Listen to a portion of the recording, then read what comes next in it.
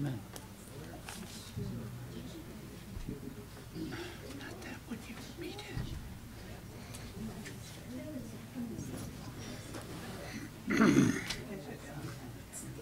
As far as I'm really... Okay. 2 minutes, right? So I guess Colchester had a lot of damage Friday night, and they sent us a couple of pictures asking, you know, if you guys had any damage, we'd like to know if there's like $1 million or more of damage. And I'm like, what are you talking about? And there's like these pictures of like funnel clouds and other things. Apparently, we dodged a heck of a bullet.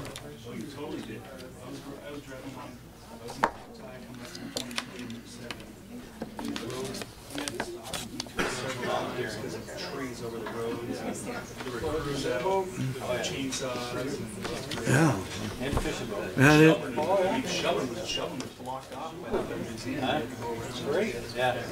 You still over by Lake? Well, it's funny you mentioned it because I'm looking at this email. I'm like, yeah, it was a little windy here and some rain, but Right on the lake there where it's all flat. I didn't know that. I'm like, yeah, I'm like $1 million. I mean, we had like about a half an inch of rain here, 3/4. Yeah, a couple years ago, Indian got whacked pretty hard. Okay, I've got 1 minute. Still got some people. Let me Great. see if there's. Do we have the? Yeah, I'll get it. Okay. This is we're just about to start. Oh, there's a whole There. line.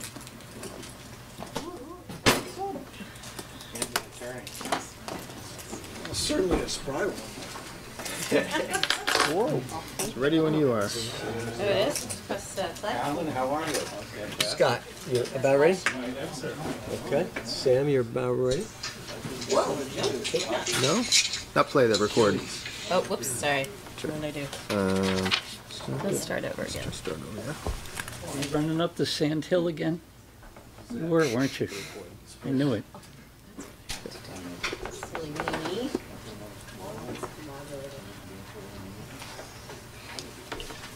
Okay, we're good. Good. Places to the next. Okay, all ready? As you have, I'm sure. Okay. Greg, I'm ready. Okay, I will call the May 7th, 2018 Select Board meeting to order and invite you to rise and join us in Pledge of Allegiance. I Pledge allegiance to the flag of the United States of America and to the republic for which it stands, one nation, under God, indivisible, with liberty and justice for all. I'd like to welcome everyone. We don't usually have a full house. It's nice to see everybody here tonight. I'd like to remind you that if you have a cell phone, if you could please put it to silent or turn it off, that would be great. And we have a sign up or sign in sheet at the table. If you could all make sure that you get your name on that, we need that for the minutes, please. So thank you. And just a quick update too. There's some water line work going on Densmore, and that means they need to shut the water supply off somewhere around 8:30. So if anyone is still here about that time, you might want to think about using the bathroom before then if needed. So just a heads up on that. Okay, so we're going to go on to, yes, sir. Also, it'll be off till about 5 o'clock this morning. So the crews are going to try to get it done, but it's a big project right outside this office. So if you're in that affected area, you might want to get the children showered and bathed, and then it should be up and running for tomorrow morning. Okay, thank you. Okay, we're going to move on to the agenda item number 2, and that's for additions and changes. And Greg. 3 potential additions and changes for your consideration. Okay. First off, there's a letter from VFW complying with the condition when the liquor license was approved for VFW, there was a condition that the board receive a letter, the town receive a letter from Mr. Vince Dober taking himself off the application. That has been received. So that can go, I'd suggest the consent file for that. Is everybody okay with that? I know a lot of you are here for the VFW liquor license. We're going to be likely moving it to consent agenda because it was already approved conditionally. The condition was satisfied, so it will get moved to consent and then approved when we get there. But if there's anyone that wanted to speak to it, or if you're just here to see if it got approved or not, again, it's been approved. It was conditional. So I believe it's the Select Board's pleasure to put it to consent agenda if that's, there's no objections with anybody who was hoping to talk. Yes, sir. Yes, good evening. My name's Harold Lewis. I was on the liquor license last year, and I will be the sole holder of the liquor license this year. Does the board have any questions of me or the organization itself? I don't think so. We just had that one issue, and it was satisfied. So I think we're all good on that. Okay. Well, thank you. Thank you. Appreciate it. Okay. Okay, so we're going to move the VFW liquor license update to consent, and what were the other two? There's the press release policy, item 5F. After circulating that, we heard some feedback from staff and the press that had some additional comments on that, so we'd like to move that to your reading file as opposed to taking any action tonight. And we'll see that at some future time. That's the idea, yes. Okay. And lastly, there are some potential minutes changes from Ms. Renner to go with item 5I. Okay, and that's what we have here. Yes. Good evening. Bye-bye. Okay, so we have, yes, Ernie. I would like to request that we move up the minutes of April 16th, which were problematic, and address those while we still have a full room of folks, because I think when we do the minutes late at night, we're prone to perhaps handle them in a different way than we would if we felt that the public was watching. So what do you? I'd like to just move up the minutes of April 16th if we could. As soon as possible, maybe 5A or B. I would not propose doing that because we have many guest speakers here tonight, and I don't want to move it ahead of them either, right? You have to balance that. So we always do it at the end. I don't know why these minutes would be any different. Well, perhaps we could ask how many people here have a concern with the minutes and would like to speak to them, or would like to at least hear the minutes of April 16th, possibly corrected or not. Okay, so then why don't we move it to after F, or in place of F? I don't think that's early enough. I think that we have fewer guests than we just had people raise their hands. What's the board's pleasure? Who would you like to see it? We usually let majority rule on these things. I know why this is happening, so we might as well just get it over with. Okay, where would you like to see it? After the interview? I think we should wait until after Mr. Nye's interview and after Green Lantern and Mr. Dodge. Okay, so do it at after D. Everybody okay with that? That would be my suggestion. I'd rather see it sooner. Andy, put it after D.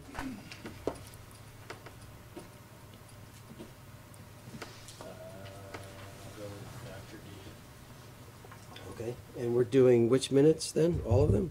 April 16th is my preference. April 16th. Okay, so we have, we're going to move April 16th minutes to after D.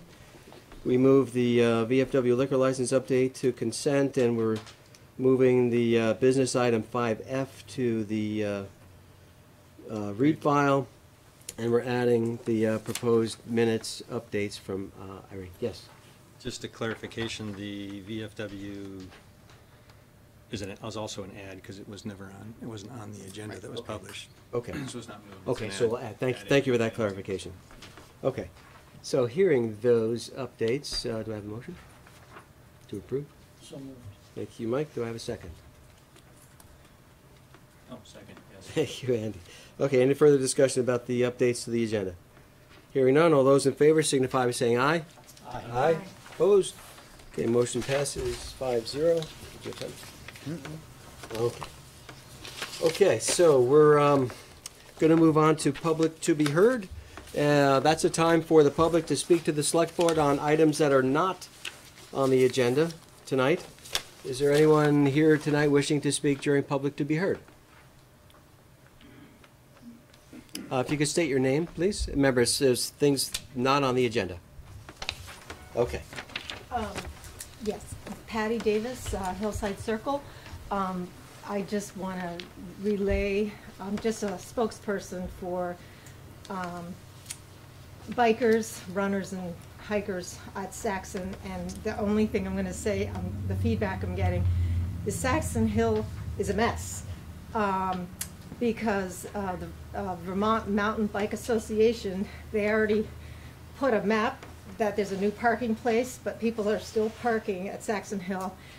All the bikers don't know where to go, where is it legal, where is it not legal, and a lot of bikers assume that it is a park and that this is a park, right? And I said, yes, it is. So I feel like I'm their spokesperson. The only other thing that is been a mess, and the town's been great, they came and picked up garbage today. All of us in the area want more police. We want to be recognized as by the Recreation Department as a park, because it's cut off at Allen Martin Parkway. All of us that pay taxes here, that use this area, we demand this service and we want to be on the map. It's the Park and Recreation map if you go online. It stops at Saxon Hollow Park. That isn't fair. We pay taxes.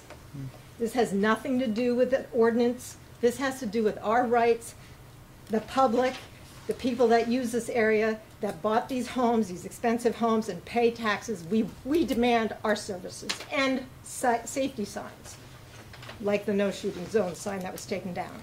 That's all. Thank you. Okay, thank you. Thank you, Patty. Anybody else for public to be heard? I'm concerned about the way that the minutes were handled at our last meeting. So as a general statement about meeting minutes, and I know, Elaine, you're new to this board, so maybe this is different than the way the trustees handle it. No, one sec. Yeah. Minutes are on the agenda. Right, this is a general statement about how they should be handled. Okay, but that Member of the public. relates to minutes. Right, which but I don't mean- get to have a soapbox during the minutes, we just go over corrections. You have a soapbox whenever you want it, Irene. Yeah, public to be heard for items not on the agenda. Minutes are on the agenda. Therefore, I would respectfully request Okay. that we follow our policy. Andy, did you have a? I was just gonna say that there should be an opportunity for comment before we vote, right? Right, always, right. Any further discussion? Right, and that would be the appropriate time. Right, these are about the minutes of April 2nd, which are not on the agenda.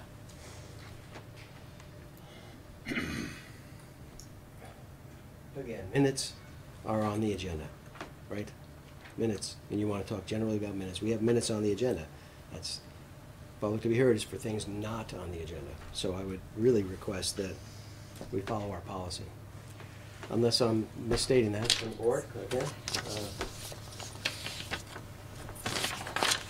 Okay? All right. Yes?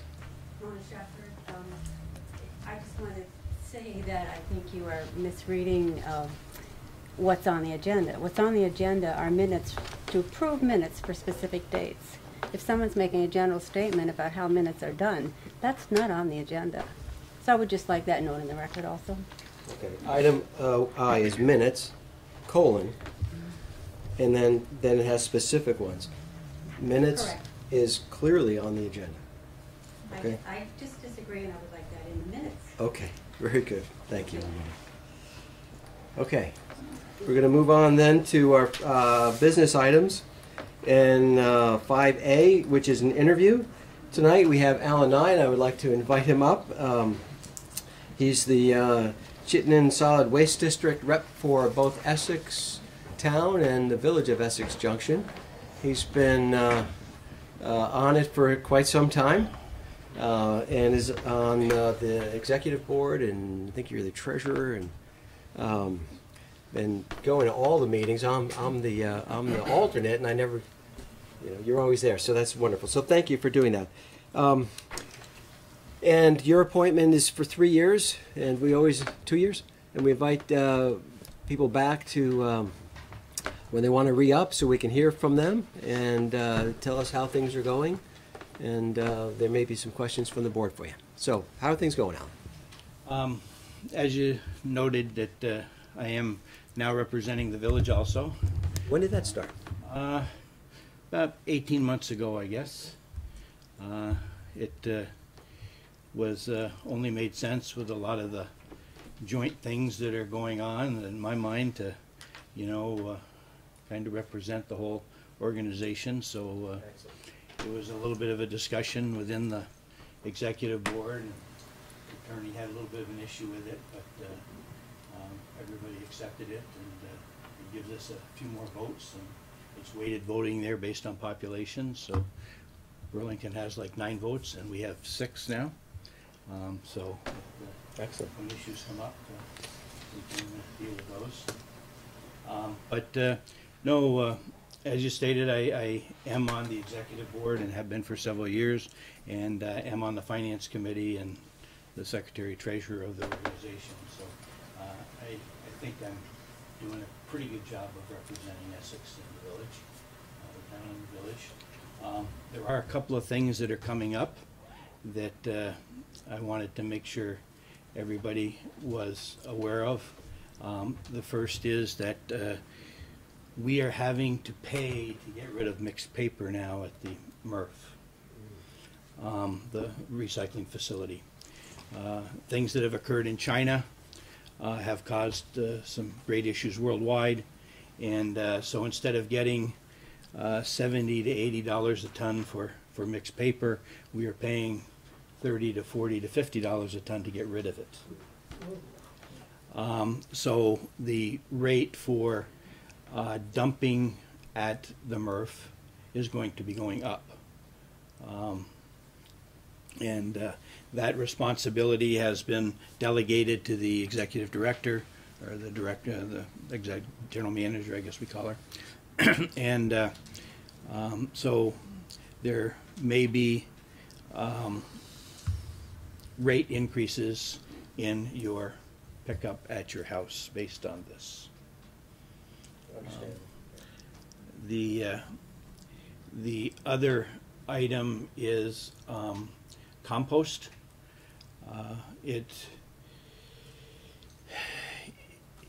I guess I would say that it isn't the money-making opportunity that we thought it might be 6 or 7 years ago. And we're going to start, been talking about backing off on some of the product line, topsoil and potting soils and whatever, and focusing on compost and more bulk compost in the future here. But it's still we're going to be having a lot more discussion on that and where we go with that. But I know that there was some concern a few months ago when people started to have to pay to drop their compost off at the drop-off center. But I went on Friday, I went to the drop-off center, and I asked Todd there if he had had many complaints recently, and he said no. So people have accepted that and are moving forward with it. And then the last item is that we have a fund that we set up and provide money into every year, which is for the communities that can create projects to help clean up different areas of the community. Essex has used it in the past for Christmas tree removal but if there are Boy Scouts or something that come up with a project to clean up a portion of Indian Brook or those kinds of things, the disposal, the pickup, the containers, all of that kind of stuff can be paid for by this fund. And so just need to to know that it's there. It caps out at, I think, 5 years. I think the town gets maybe $1,200 a year, and the village may get, because we got 3 in the village now, I may get $1,200 a year now. But after 5 years, if money hasn't been spent, it just stays at that amount. We don't keep increasing it because it didn't look like a good place to, hold money. So that is available. So if folks come in and are looking for projects and have some ideas, I know when I was on the board, the Boy Scouts and coming in for Eagle projects and those kinds of things, it's available there for those kinds of activities. So, Okay. and I hope to be reappointed by you guys. Thank you, appreciate that. I want to ask you about Green Up Day. How did that go? Did you know? Well, it was Saturday, and we have a meeting coming up. We usually get a rundown at the meeting with respect to how many tons, and usually, Casella is taking that for free, and we pay for the tires and those kinds of things. Although I was around the county a little bit on Saturday, and it didn't seem to me that Green Up Day was as rambunctious as I've seen it in previous years. There's pieces of road that I noticed didn't get hit this year that normally get hit, and those kinds of things. So I don't know if there was the same number of people volunteering this year that might have volunteered in years past. You said we get 6 votes total because we're combined. What would we have gotten if it was just the junction and the town? The junction would have 3 votes, and the town would have 3 votes now, because the junction went over 10,000. Let's see, 10, 1, 2, 3, yeah, over 10,000 residents this last year, based on somebody's numbers, and so is a vote for every 5,000 residents or portion thereof. Okay. Anything else you want to add before we open up to questions? No? Okay. So I'd like to open up to the board for questions for Alan. I see Mike. Yep. Alan, can you shed a little bit more light about why China, why the paper thing? I'm curious.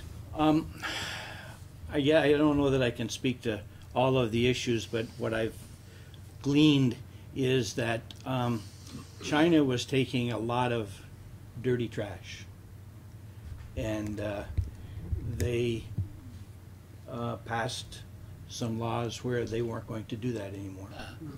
And so that minimizes the amount of mixed things and those kinds of things that they take. But for a number of years, I mean, they were taking everything, no matter if there was oils in it or anything else, and they've just cleaned up their program a lot more than what it was previously. I would have thought paper wouldn't be one of the soiled. Well, I don't know that, but it has a lot of other mixed things in it, because we don't separate out, the white paper and the glossy paper and everything. But hopefully some other country comes up, maybe Vietnam, or somebody decides that they want to be a big recycler and reprocessor. Mm-hmm. Okay. Thank you. Alan, can you share with us or remind us about the mandatory composting, when that's supposed to happen? Oh, goodness. Not this year. The legislature was doing all kinds of things with it for a while there this year, and it might have even disappeared for a little bit, but it's back. And so it looks like it'll be 2019, 2020 that organics will not be allowed in your trash. And there'll be pickup? That's one option. Haulers need to provide pickup options. You can take it to the drop-off center. Something that the village treatment guy doesn't want to hear, but there's garbage disposals. that you can do, and you can compost in your backyard. And if you compost in your backyard, then the meat products can go in your trash. Because that's not so there's a lot of things, but I think we will be providing a lot more, waiting for this legislative session to finish up. And then I think you're gonna see a lot more publicity on where we're going with it. And but all of the haulers are going to have to provide that option. Even there's a hauler that has a drop-off up behind the Lutheran church in Jericho on Saturdays. And those kinds of operations are gonna have to provide all of the services. So he's gonna have to provide compost, if he wants to stay there, compost, trash, recycling. Irene? Alan, you and I have had this conversation over email, but I just wanted to bring it up so the public knows that they've been heard. On several of the front porch forums lately, people have commented about illegal dumping that they've seen and their frustration with that. And one of the residents also has provided a suggestion asking if there are vouchers available for people who might not be able to afford the fees at the dump. And I know you're going to take that to your executive committee, but I just want to let people know that Right. that concern is a It concern is of an ours as item well. It is an item on the exec board agenda for this coming month. I don't know how it'll go, but we'll talk about it at least. Okay. Any other questions, Roland?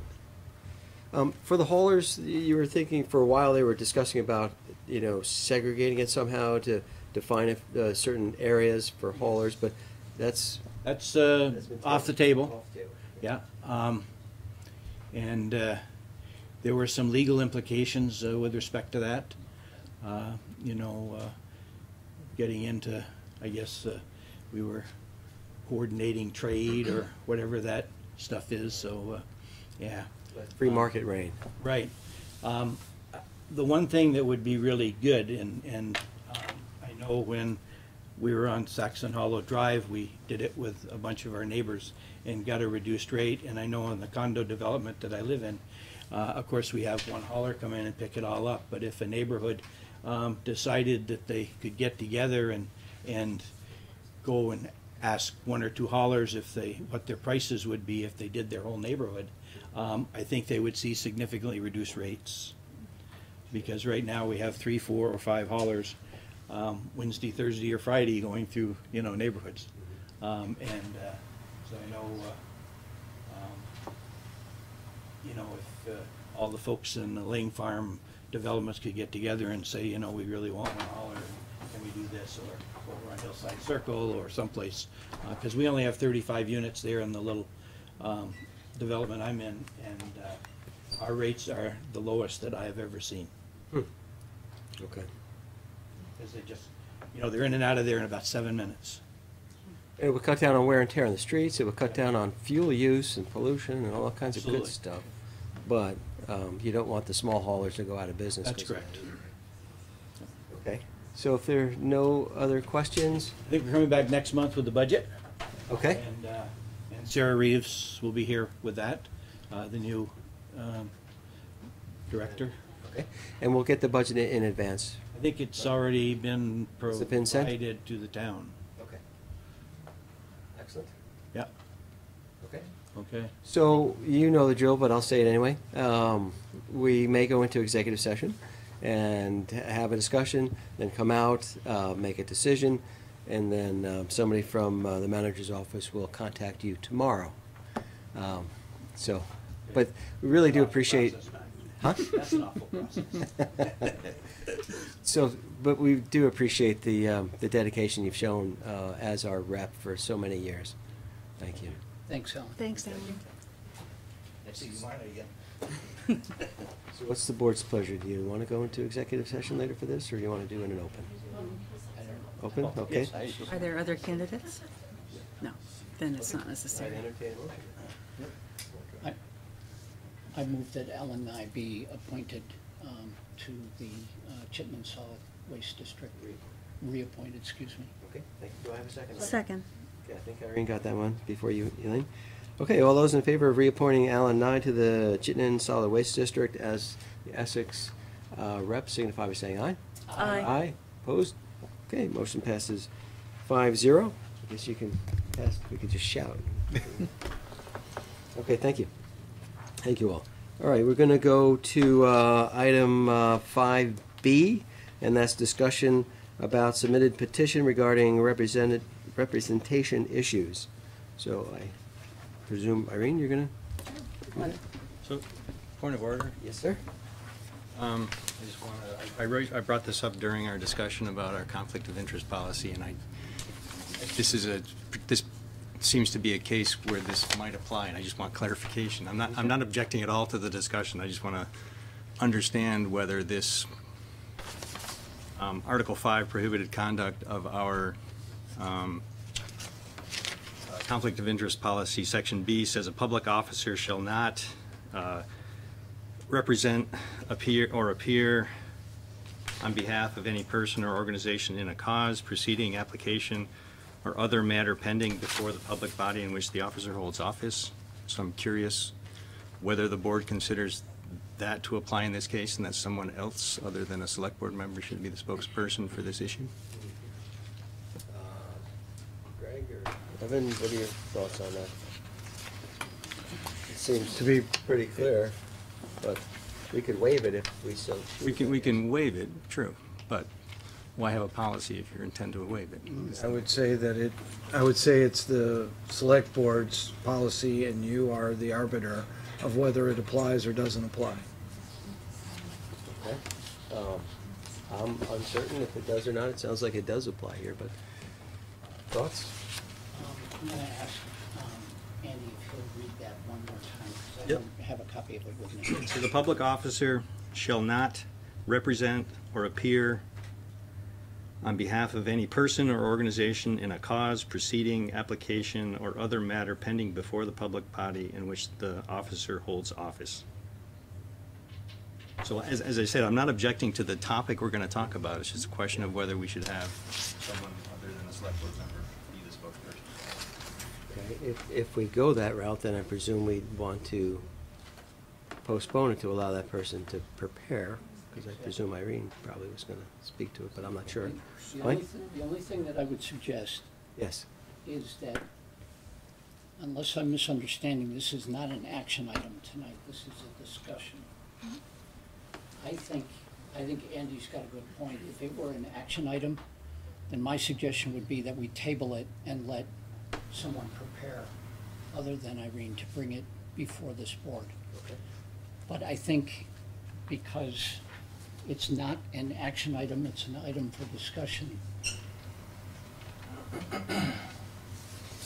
Okay. I'm just thinking, that my opinion would be that we have the discussion. Shall we go forward with it? Elena, you?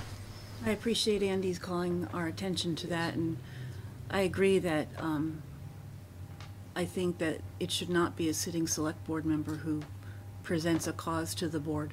I do think that's a conflict, so however the board chooses to handle it is fine with me, but I appreciate being reminded of the conflict of interest policy. So you would propose not having... If the board chooses to discuss it, that's fine. If the board chooses to wait for another representative to prepare themselves, that's fine too. Okay. All right. Irene, you wanted to comment? Yeah, I've already discussed this in a joint select board meeting with the trustees, and I would appreciate, Andy, if you're going to bring something like that, that you give copies to all of us in advance if possible, so we can be familiar with the language and just make sure that we're not being caught, at the last minute. It's right here in our Yeah, we all have computers. copies of We it. all have it. Right, but we don't have it handy. And we just approved it, and Oh, I'm sorry, I've got it on my tablet. You don't have that? So it sounds like the board's okay in general to discuss tonight? Sure. I'd rather not put off the discussion. Okay, but that's a valid point, why we have a policy. Okay, so I'm gonna allow it then. It's okay? All right. So Irene, why don't you kick it off? Okay.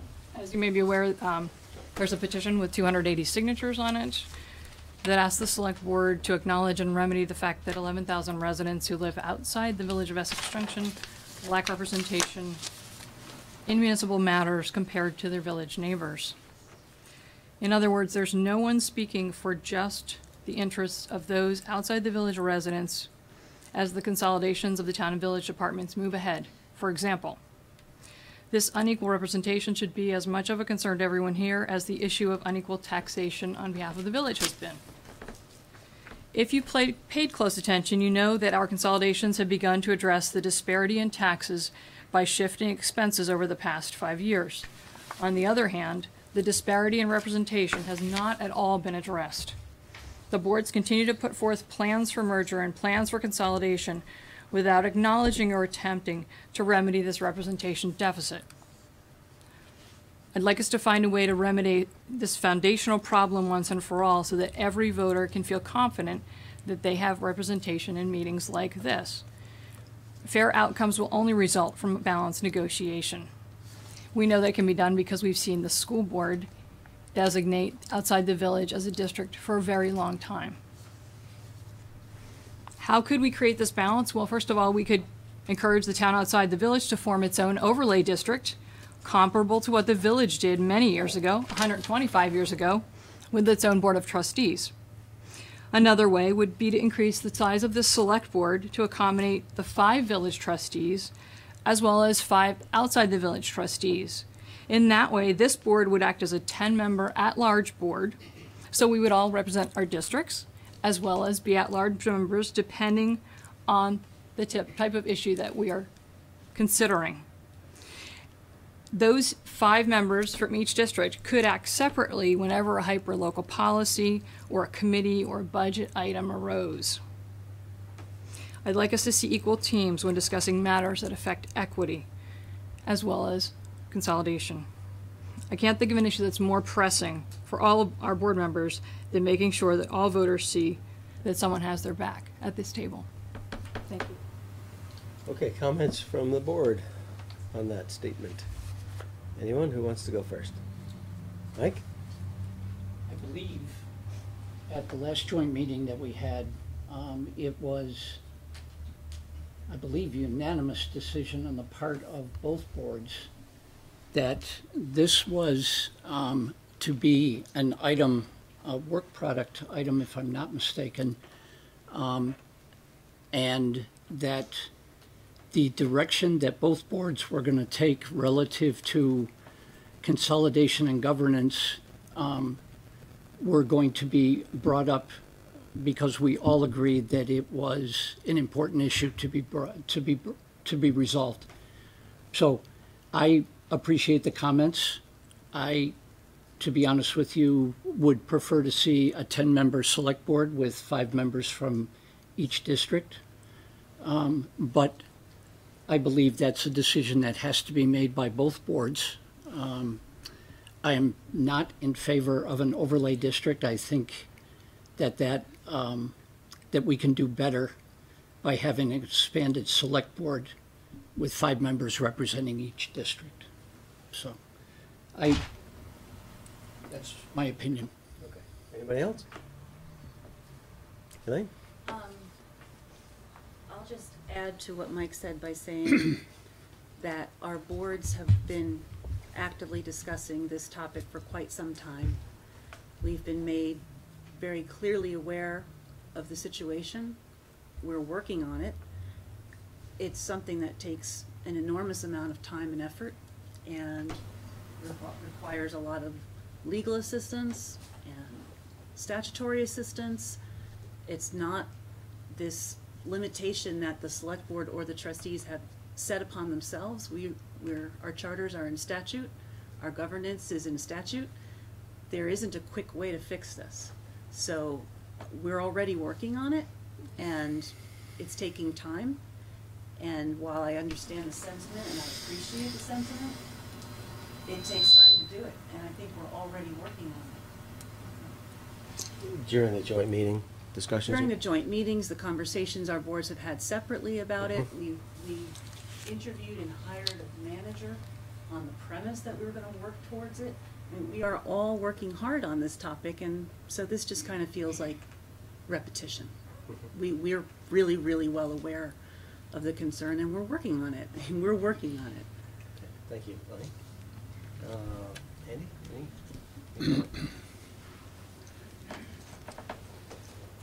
You don't have to. Yeah, I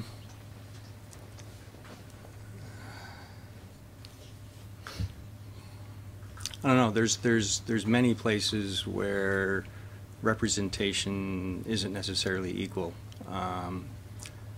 I live in a part of Essex where I have one state rep, as does Irene. Many people here probably do too. Other parts of the town, they have 2 state reps. So it's not, there's you know,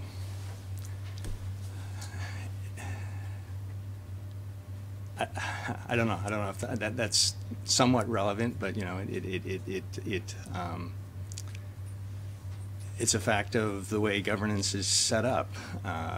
We're not necessarily a democracy or a representative republic.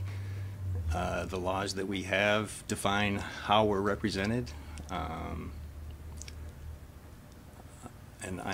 I would ask that if there's anybody in the town outside the village that thinks I have not represented them adequately, please let me know. I have concerns about the setting. I mean, I don't think we want to, or we can, or maybe we can. Sorry, I shouldn't have said we can't. It's my thought that if we within the town set aside or add representation for folks outside of the village, that we then also have to add equal representation back into the village, because then people outside the village would be able to vote on townwide things and district things. Is that how this works? And then you have to add the other half of the town has to be added into another district, so they'd end up with 3 votes. Is it? I'm not sure how this mechanically would work, other than you know, if we had a town with 2 villages, which is I think what has been proposed. If you segregate all the representation along the boundary, then it becomes a town with 2 villages, or they're separate, right? So this sounds more like a separation than a unification. So one of those villages would be paying taxes to the other village who has no representation. So I have the floor. Excuse me, I'm sorry.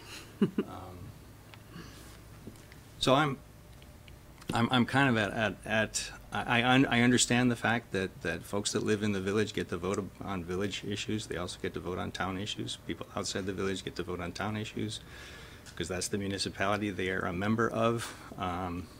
If you have a tennis club and a bowling league, and all of the tennis players are also on the bowling league, but not all the bowlers are on the tennis league, in the tennis club, the people that are in the bowling league that aren't in the tennis club don't get to vote on what happens in the tennis club. They only get, when they're deciding where to have the bowling banquet, right? They don't get 2 votes. I'm trying to understand why we have to,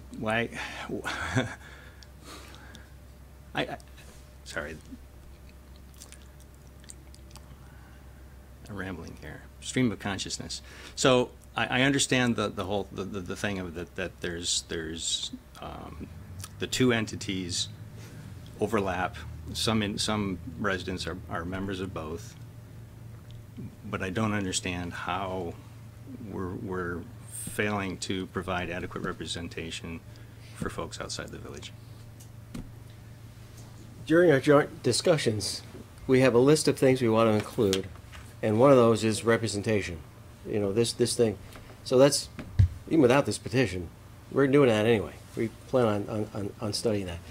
And to do, if you want to do districts, you need charter changes.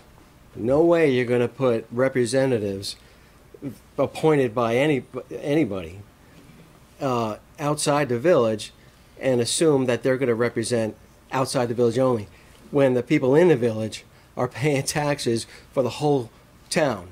That would be representation or taxation without representation, and we know what that means. So, and we also agreed as we go through these things, that there's a lot of moving pieces, representation, the voting, the way we do voting, all kinds of things that require charter changes. And what we agreed to up front was we're going to put all the pieces together and have one change, not do it piecemeal. So it's an important discussion that's already happening about representation. So I'm fine with it. What I had a problem with on the petition was the bit about the school pieces. You know, we're selectmen. We do the municipal government. We don't have anything to do with the schools. We admire them and the work they do, but we don't control those. So a petition asking us to do something about the schools, that's misinforming the public in a petition, which I think is unfair to the public to do that. So that's my point. I'm going to go to Irene. The select board should not be meddling in school business, but it was allowed to warn a vote for the April school board election. So I would not want to promise anyone that the select board will never be involved in any school board activity again. I hope and pray that we're not, but one never knows. And so applauding the school district for at least recognizing that the town outside the village is distinctive and has its own characteristics and its own needs, I think it's really important that we understand that a lot of what goes on here at Town Hall is done for just outside the village residents. We've had a town highway tax that has been misnamed for decades. It has been charged only to outside the village residents to pay for only outside the village roads. So we've been very careless by using the word town to mean a whole lot of things. But for example, the town cemetery commission only manages the cemeteries outside the village. We have a firearms discharge ordinance that only talks about the areas outside the village. And I think if we took the time to study our own structure here and to redefine the words that we use to refer to the things that go on here, we'd be surprised at how many departments here, committees, ordinances, and other things are solely for the town outside the village. And for the select board, which is currently not made up of outside the village residents, but it really doesn't matter because we are beholden to everyone here, for a group that is not beholden just to outside the village voters and has been elected by just them to manage these exclusively outside the village concerns is something that would never happen on the village side. And that's where, to me, the aha moment occurred. When you've got one district in this town that has its own board, has its own policies, and has control over those things, but you have another district that for all intents and purposes was at one point a water district and then a school district, and now happens to have no boundaries on it because we lost our school board in the merger, our distinctive outside the village school board in that merger. It is appropriate now to be looking with all due haste to finding a way to represent those 11,000 people and their interests and their committees and their policies somewhere in our governance structure. And until we do that, I don't know how we can go forward with consolidation conversations, because you're pitting people at this table who are representing the village and people who represent everyone in a situation where we're supposed to be deciding things for 11,000 people who have no one speaking for them, and that's not acceptable to me. And if you go look at people's origins, which happens at times, we'll say, well, how many people are from the town outside the village or inside the village? I'm not sure that's appropriate because of what our charge is to do as selectmen, but even if you look at it, it's still lopsided. In the average joint meeting now with the village trustees, we have 6 village residents and 3 outside the village residents. So even if as select board members we were allowed to represent outside the village interests, we are outnumbered 2 to 1. Therefore, I think that this is a huge first step before we do anything else on consolidation to right size the people and the representation that's at this table. Because if we don't, 11,000 people are being shortchanged. Yeah, I saw a lot of hands. I saw Elaine first, then Mike, and then Andy. So Elaine, go ahead. It connects Northfield, Waterbury, St. Albans, Swanton, Bellows Falls, Rockingham. There are more than a dozen communities in Vermont that have villages incorporated into their towns. And they are all, in various degrees, dealing with this exact same situation in different ways. And I think it's important to allow this board and the Board of Trustees to work this situation out in the way that works out best for all of us. The language I'm hearing when you're talking is that it sounds like we are in a vacuum and we are the only community suffering with this great injustice. And I just want to make sure that you know that we aren't special in that respect. The other language I'm hearing you say is that we are pitting each other against ourselves. I'm hearing that the village and the town are in competition with each other. I am hearing that the town has an enormous amount of responsibility that has nothing to do with more than half its residents. And I'm hearing that the partnership that we have been working all these years to solidify does not matter to you. And that's very upsetting because that flies in the face of all the work we're doing. It's a slap in the face to half of the town residents. And it's disruptive to the process we're trying to achieve. We are already working on all of the stuff that you want to fix. And I think we would all like to ask you to have some patience and to come on board the boat with the rest of us and do the work that we need to do. It's going to take a long time. It's going to be a lot of compromise that will leave everybody at the table unhappy in some degree. And it's going to be something that it will be hard to understand and complicated, and we will need to have outside experts help us with it. Your proposals are all quick fixes that, first of all, won't work, and second of all, are not legal. So I'm really wishing that we could move on with the conversation. Both boards have already started. Last week, Greg sent an email to all of us and said, would you please define this long list of words? And so we're setting our common terms together right now. It's our homework that's due on May 10th so that we can talk about it next week. Jennifer Nauer asked us to start thinking about defining common terms when we were meeting with her on March 24th. We are working on building the common language that you're insisting we don't have. That's just one small step in the work we're doing. And finally, I'd like to get the conversation back to the petition that's on our agenda. And I have a question regarding the school aspect of it because, as Max said, the Select Board does not have jurisdiction over what the school board does. And so my concern is for all the people who signed this petition, how are they going to be notified that the redress they were seeking by signing this petition is not going to happen because it's not the Select Board's responsibility to do it? How are they going to be notified that the petition was not accurate in saying that the Select Board would be fixing the school problem when really it's an Act 46 issue that the legislature is taking care of right now? I know that was a big statement with a lot of stuff in it, but in the end, I just want that last question answered. Okay. So that was directly requesting a response from Irene. Yes, please.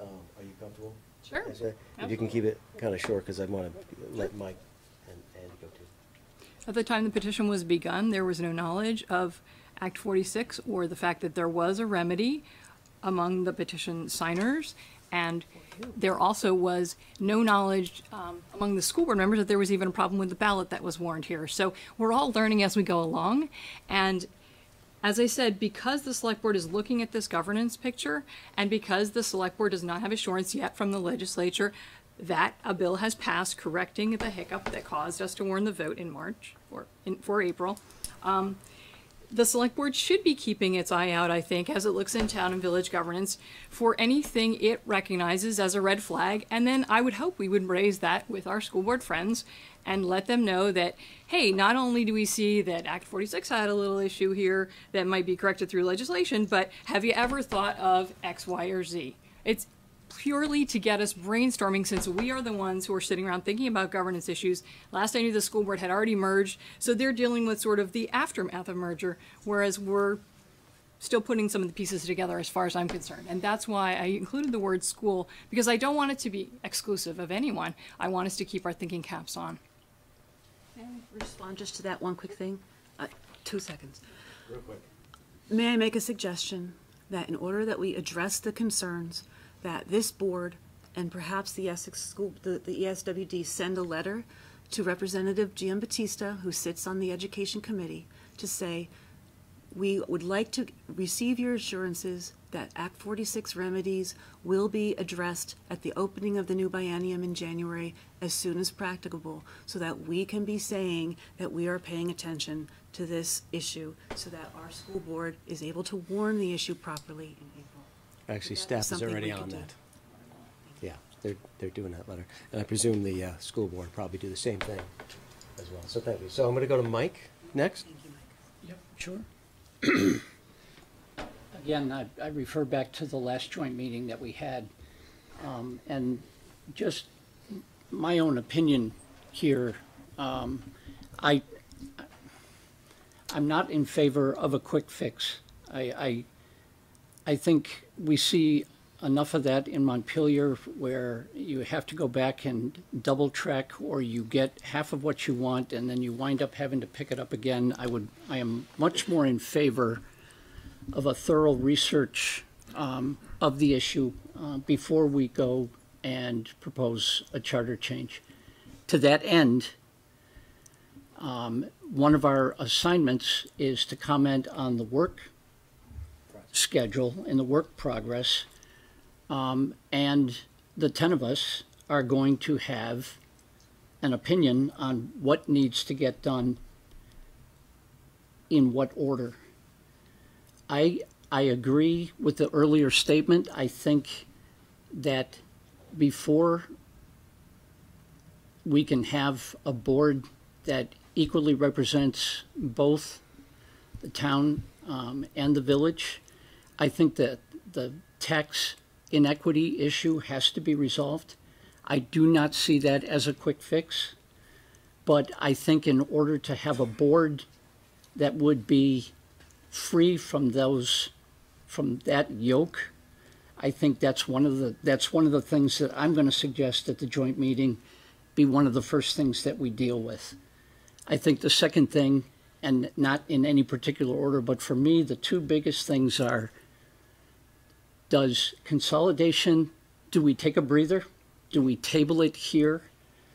Do we go perhaps, as Elaine suggested last week, and we fine-tune Public Works? Maybe we do, because that's where one of the tax inequities lies, is on the street, on the highway tax. Maybe we take a breather. I don't know.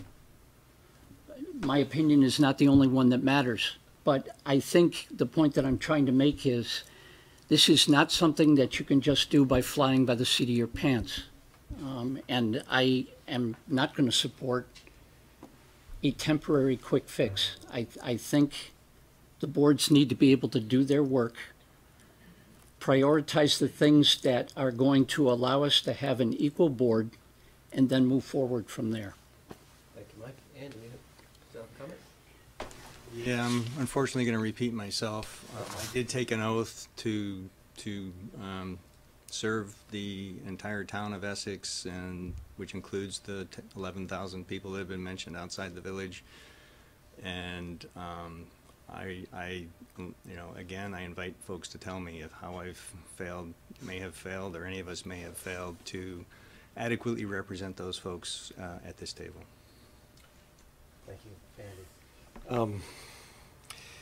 Yeah, we're going to be working on these items. To do this representation thing, that's already something we're talking about.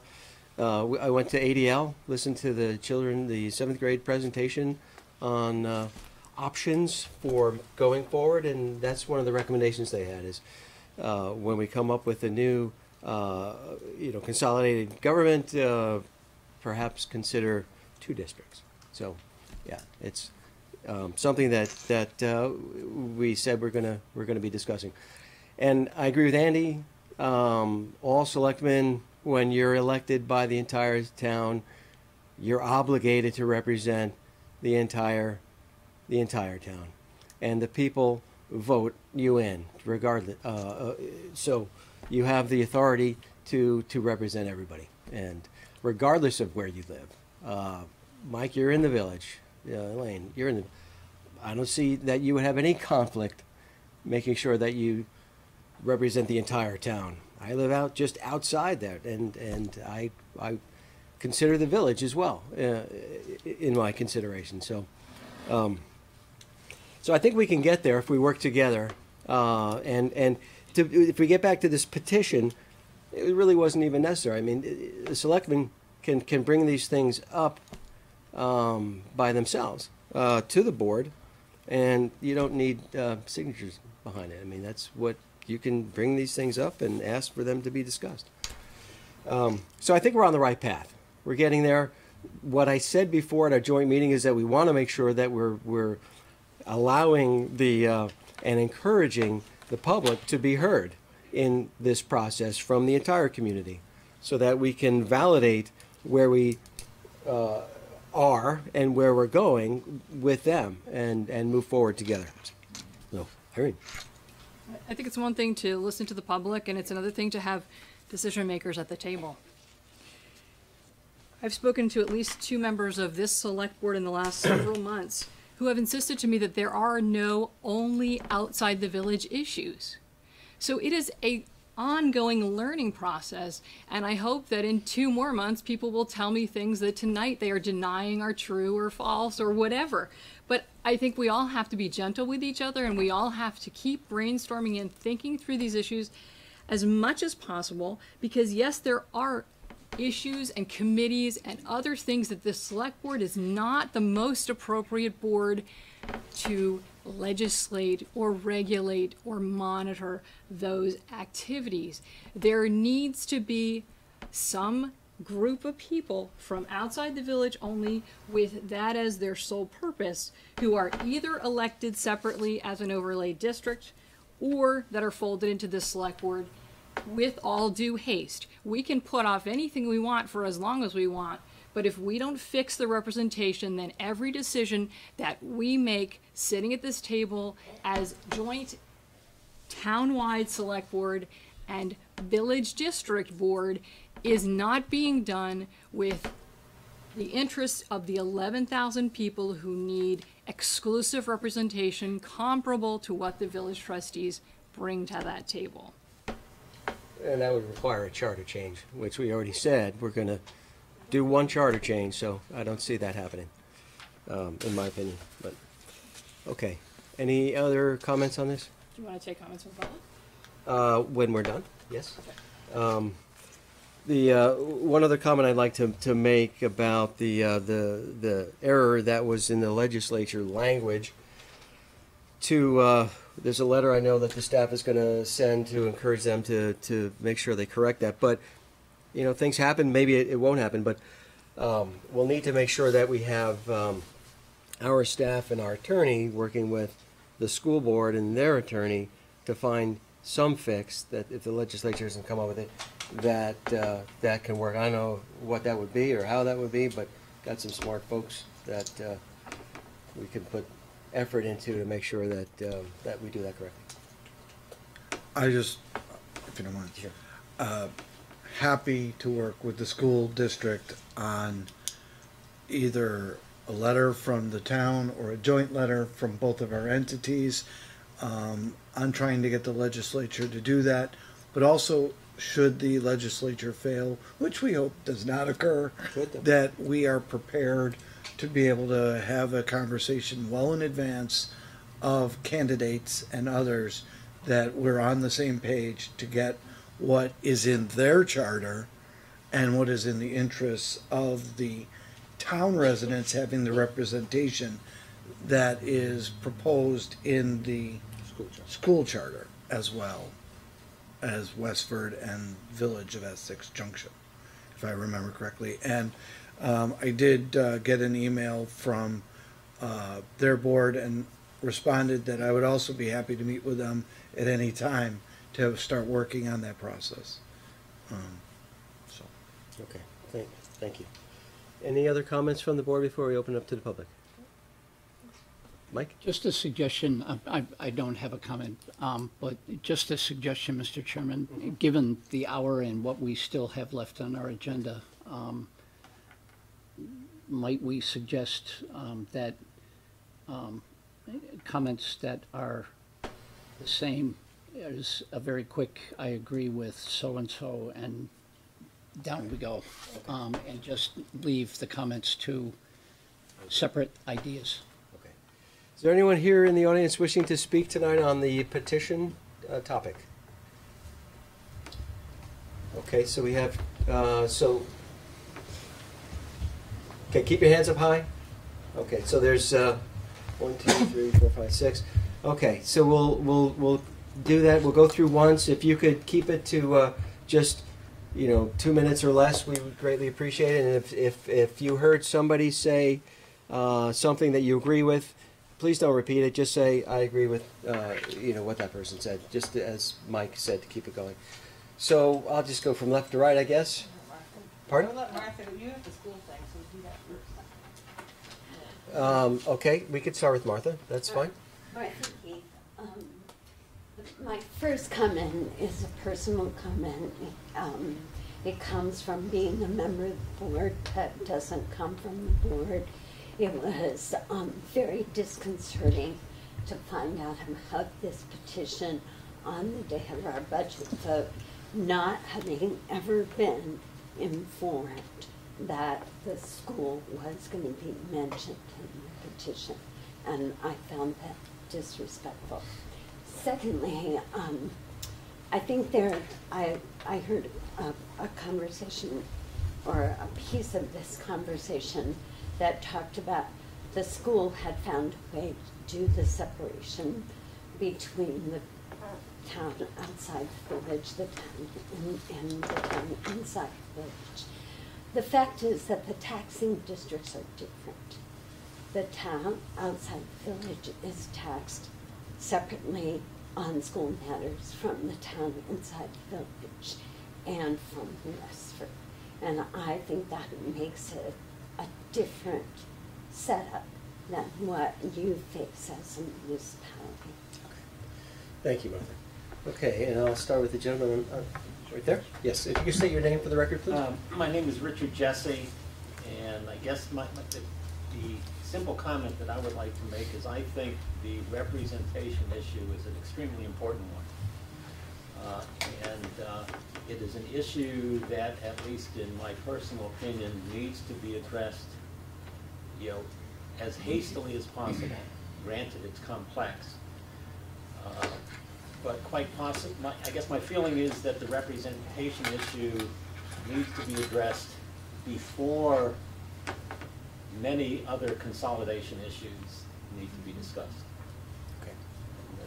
That representation should be given priority, and to the extent that other consolidation issues can be put on hold, can be postponed, can be delayed, so that the representation issue can be dealt with. I think, my opinion is that is the way to proceed. Okay, thank you for your comments. Okay, we'll go to the, go ahead in the back, in the blue shirt. And then I agree with the gentleman on my right. Okay. I have a question. Could you state your name for the record, ma'am? Oh, I'm sorry. Mary Krause. Thank you. I live in the town, and I was wondering if you could put your hands up if you live in the town. What do we all do? You all live in the town? Yeah, of course. Oh, okay. That's the only way you can be on the select board. Town outside the village, are you looking The town outside the village. How many people live in the town outside the village? So 3. Okay. Stay tuned. Okay, and there was a woman just right there. Yeah. Okay. Yeah. I'm Sarah Salatino. I live out on Breeden Hill Road, and I feel really underrepresented out on in the town of Essex, a town outside the village. We don't seem to get any police services. We don't. Our roads are unkempt. I feel like I live in the Wild West out there. Like the town has just simply forgotten about us that live out and beyond Route 15. I agree with what you had to say, sir, very much, and I think maybe consolidation should be tabled. I will tell you that I'm a very busy person raising a child, and I also have a very full-time plus business which probably most of you in this room have no idea about. And I just want to say that I don't get a chance to come to select board meetings. I do the best I can. I try and get to the town meeting, meetings we have in March. Sometimes that's very difficult to get to, but I feel very underrepresented. When I see this petition, I didn't hear about it, but I'm glad that the people are being heard. Obviously, these 288 people had something to express. And Andy Watts, if you want to get to know us, come on out. All of you, come out and go into your community, the town outside of Essex, and get to know us. Come to So we're busy people, as are you, but really, we're paying our taxes in this town just as much as everybody else. Thank you. Thank you. Okay, sir, in the green. Yep. Yeah, that's you. Yeah, John Larkin. Hi, John. I also live in the town outside the village.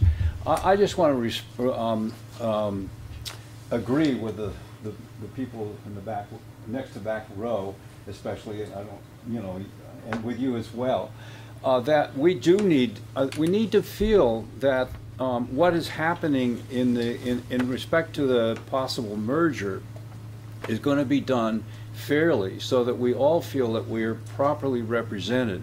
It's not that we have to represent in an adversarial way, but we need to feel that there's people sitting at the table when this happens that look out for our interests. And it's true that I'm sure you all have very fair minds, but you know, we all have our, you know, biases that we don't necessarily recognize when we're entering into a negotiation like this.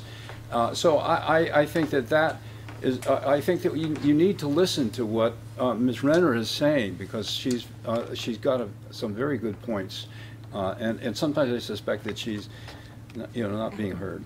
Okay. Yeah. Thank you, John. And there was one more hand. Okay, yes, go on. Well, I would stand, Your but name, it just- hurts too much. It's Don Hill Fleury, Thank you. and it is the first signature on this petition. You wouldn't believe the amount of concern that generated. I signed it not because of the school issue, because I knew that was a legislative problem. I signed it because of the representation problem. Elaine, you may be a wonderful person, but no matter how wonderful we all are, you can't represent both boards and be fair about it. This, you know, you need to have 5 people that are in one entity. But my most important question to this board is, having lived here since we were Essex Center, which is probably not anybody else in this room could say, where did you get the idea that the town outside the village wanted to consolidate? I mean, there's been 5 to 7, even maybe 10 votes since forever. That's never passed. So where did you as a board get the idea to start consolidating? By wanting to create a sustainable community in the future, and doing it piece by piece, and having the public approve the budget, which enables it, is the permission that we get from the public to do it. Because to me, it feels like it's a backdoor issue, and only the 192 people that come to town meeting are actually aware of the stuff that's in the budget that's being put towards this consolidation. And I understand more people could be involved, I got it. But to me, this backdoor feeling, it's really bothers me a lot. And the fact that at your last joint meeting, when they announced the savings for the paving project here in the village, but not one person mentioned how much savings the town would have. Stuff like that bothers me as a resident outside the village. At town meeting, I don't know if you're there, but we show the savings with for the town municipality and for the village municipality and for the total community together. But we get our permission by the public, who approve the budget, and we've been on this path for 5 years. So, okay, so we have the 6 people who spoke. So, you had your hand up. That's true, Ramona. Go ahead. I'm sorry. Ramona Shepherd, Greenfield Road. I didn't mean to whine there, Max. Sorry, but I agree entirely with Irene's argument, and with the people who say that we need to do something before you start making the decisions that you're going to make, because we do not have equal representation. But I wanted to also express an opinion about just the process that I watched among the people here tonight. And I heard a lot of, from this end of the table, I heard a lot of the you word. You say this, and you do that, and you want this, and that's very accusatory. And it just really seems that you're saying that our petition was repetitive, it was not needed, because you're doing it anyhow, but then at the same time you say, we want to hear from the people. You know, it sounds like you're a little bit schizophrenic. You want to hear from us only if we tell you what you want to hear. And so we are definitely feeling you are not hearing us, you are not representing us, and you gave a perfect example of it tonight by your meeting. Okay. Thank you, Anna. If it's 30 seconds or less, Yep. please. Patty Davis. Right? Action 9.1, Department Needs Assessment and Strategic Plan, Executive Summary, February 2008. Who did you hire for a consultant for the Essex, the whole town, both Essex and town? Essex Open Space Plan for guidance on development versus preservation and recreation versus conservation uses. Consultants, $40,000 plus. That's 10 years. 10 years ago. Where's the action? Who did you hire for a consultant in this 9.1A in the Park and Recreation Department Needs Assessment Plan? Is this about the petition? It's not about the petition. It has, well, it's about the So- representation of Essex. Well, Essex has waited 10 years. I think the zoning board, the police chief, and the town manager need to do their job and represent us in the town on this. 10 years is long enough. Okay. Thank you. I need to cut it off. Iris, I asked people to raise their hands, and I kind of went beyond because we are at a late hour. It's a very important thing. Thank you all for your comments. We hear you. We do. So thank you for. What's the most effective way to get the comments, our comments out to the select board if we're not able to talk to them? You can email them and to the town manager, and they can get put in our packets in our reading file. Yeah. Okay. So thank you to the board and thank you to the public for coming tonight to discuss our business item 5B. Okay, we're gonna move on now to our next item of business, which is a request from Green Lantern Solar for support of new solar energy and storage project. And tonight we have Will Vive. Yeah, well, I'm representing GMP Solar Essex Storage. Kirk Shields with me as well, and Dave Scopin from the Energy Committee. I also brought my computer to put a quick PowerPoint up to guide this. You didn't bring it in advance.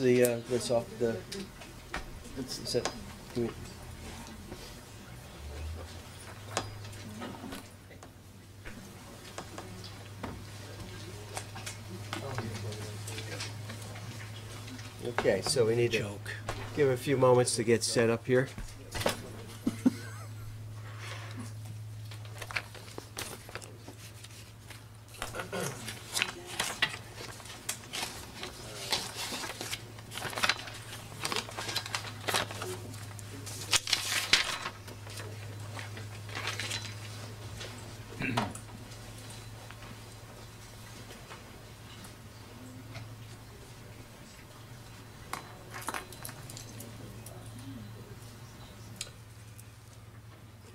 So as I said in the beginning of the meeting, we're going to have the water shut off here at about 8:30. So if anybody needs the restroom, now would be a good time.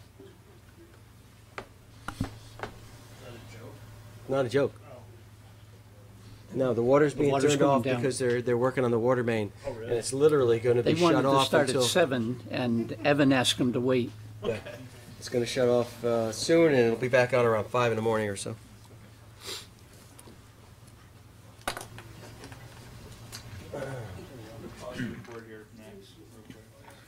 Pardon? I'm just going to pause the record and turn the audio down since we got a couple minutes still.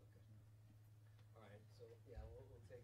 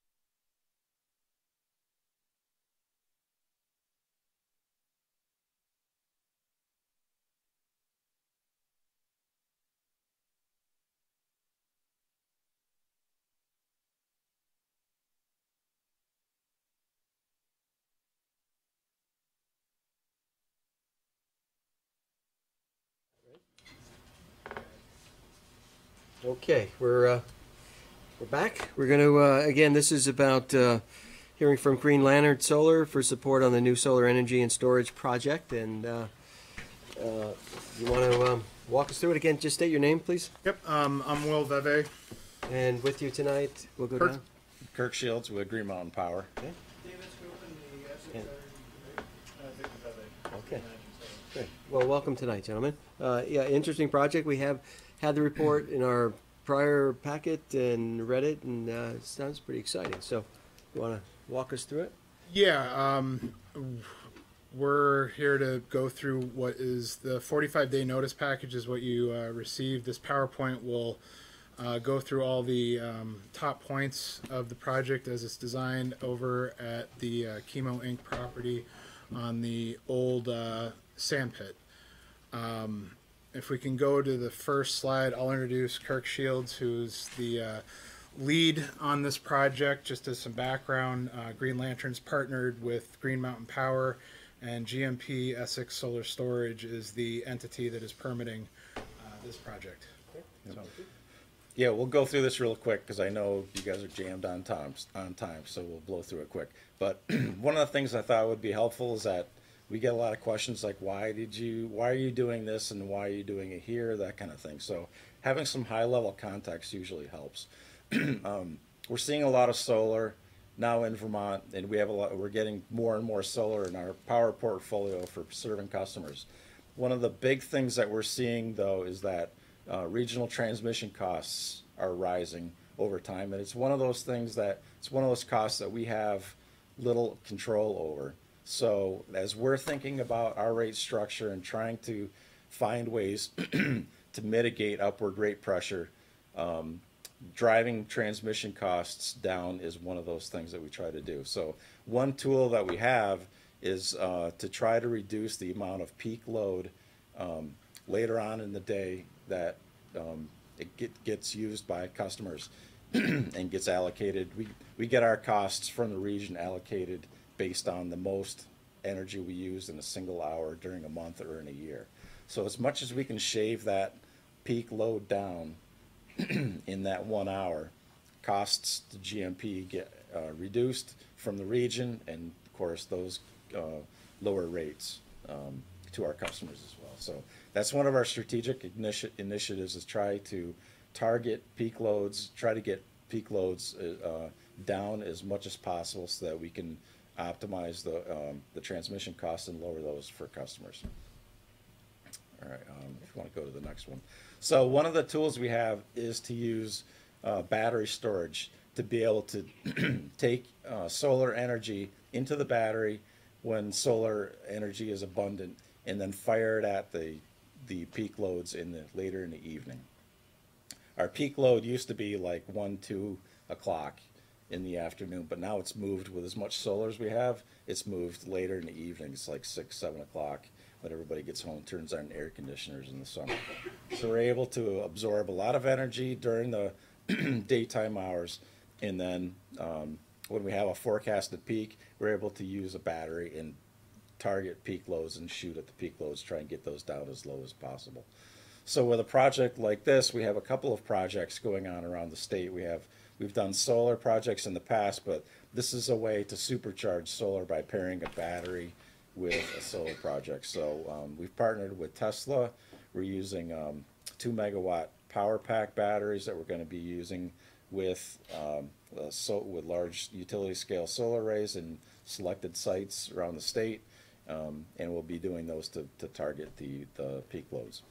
So that's kind of it in a nutshell at a high level, and then there's a larger initiative going on from GMP's perspective, which is pretty exciting, and I think they're one of the first utilities to distribute this solution on the distribution level. So we're really excited to be doing business with them. And now I'll just go over the actual project, how we're designing it, and what you'll be seeing. So we're partnered with Green Mountain Power as project partners. The solar project will be a 4.496 megawatt solar facility, ground mount solar, integrated with a 2 megawatt hour battery that has 8 megawatt hours of storage capacity. The project itself is going to occupy approximately 25 acres of the old sand pit off of River Road, currently owned by Chemo Inc. On the solar side, there'll be approximately 19,400 panels. Those will be installed in rows running east to west, south facing, with no shading issues, no inter-row shading issues, to be able to collect as much solar power as possible, store that at the proper times, and then the battery will discharge when GMP tells it to discharge. Next slide, please. What are the benefits from a project like this? This is a new local source for about 1,100 homes. Is the actual electric equivalent of what will be installed. The battery is going to store solar output until it's instructed to discharge, and at the optimal times it will drive down costs for all GMP rate payers. That's statewide, which is also important because this is part of a larger statewide initiative on GMP's end.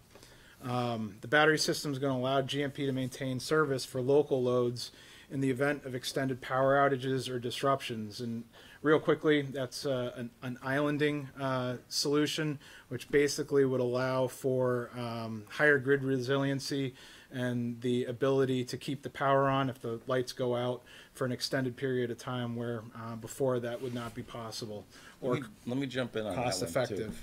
too. We're installing a 1 megawatt Tesla battery in Penn right now, and we're retrofitting a solar array that we had put in there in 2016, and so that is really going to be the first battery that we're going to be testing this microgrid / islanding feature on, and it's something we're really excited about because nobody else is really doing it. It requires a really sophisticated set of protection systems that.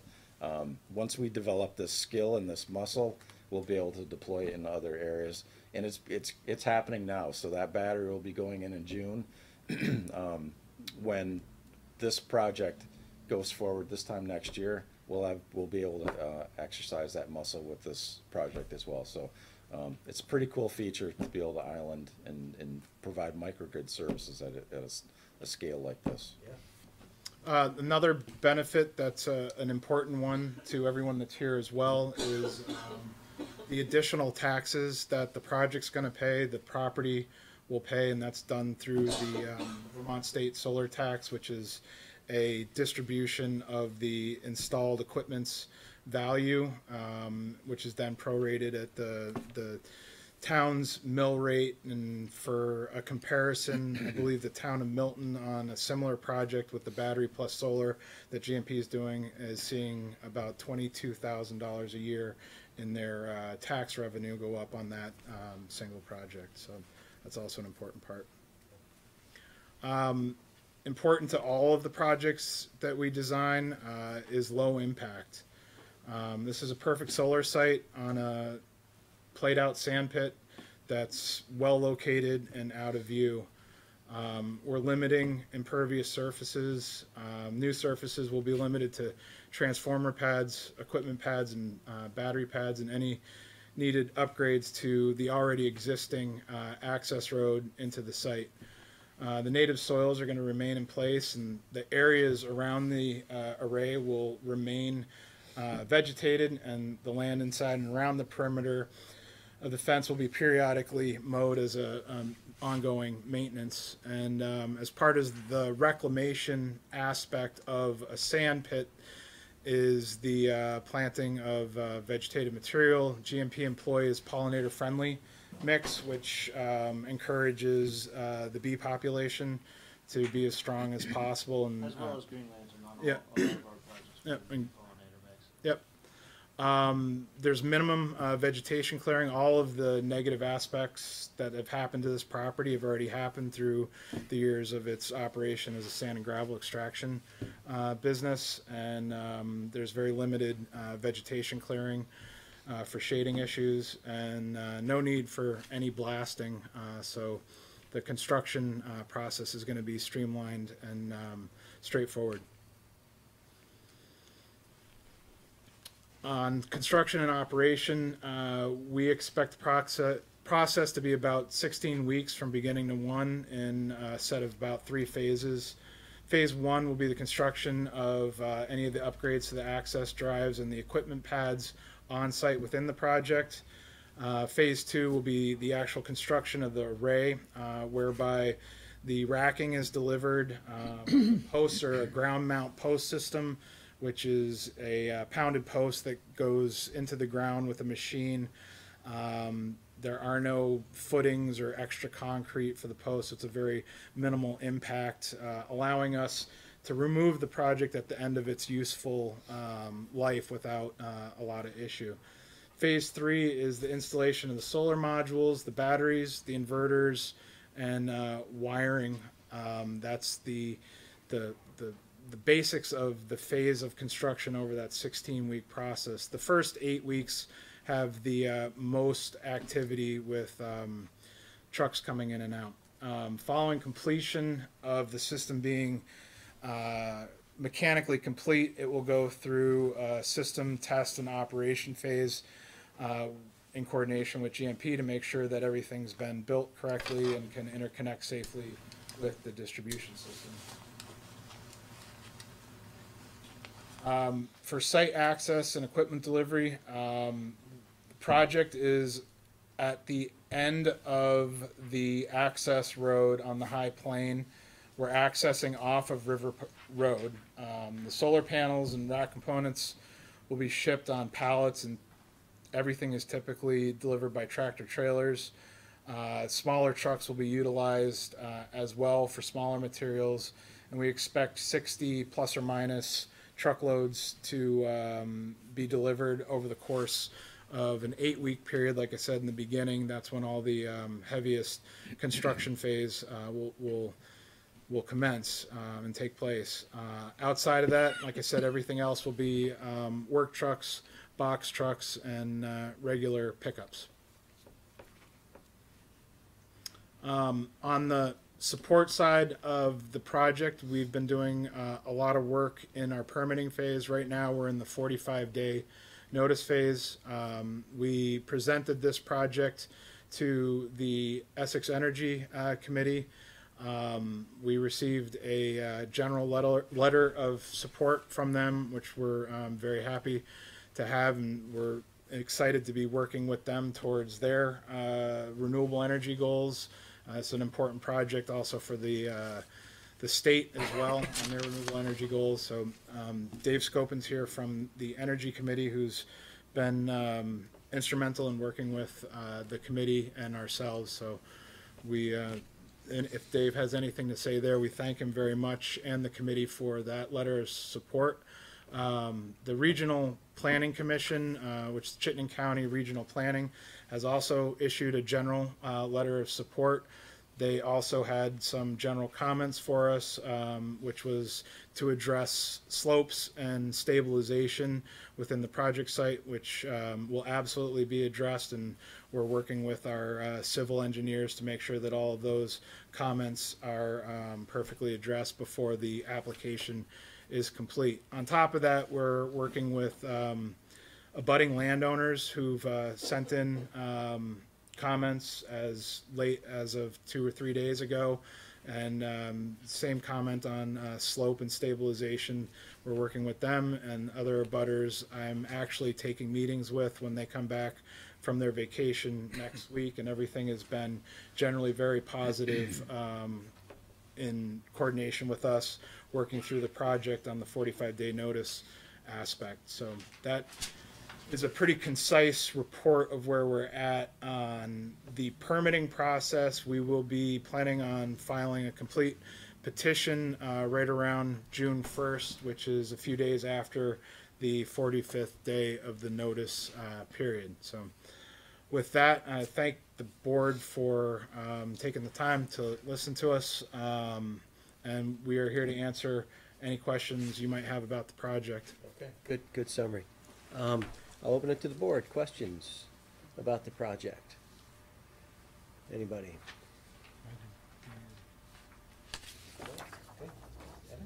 Board first.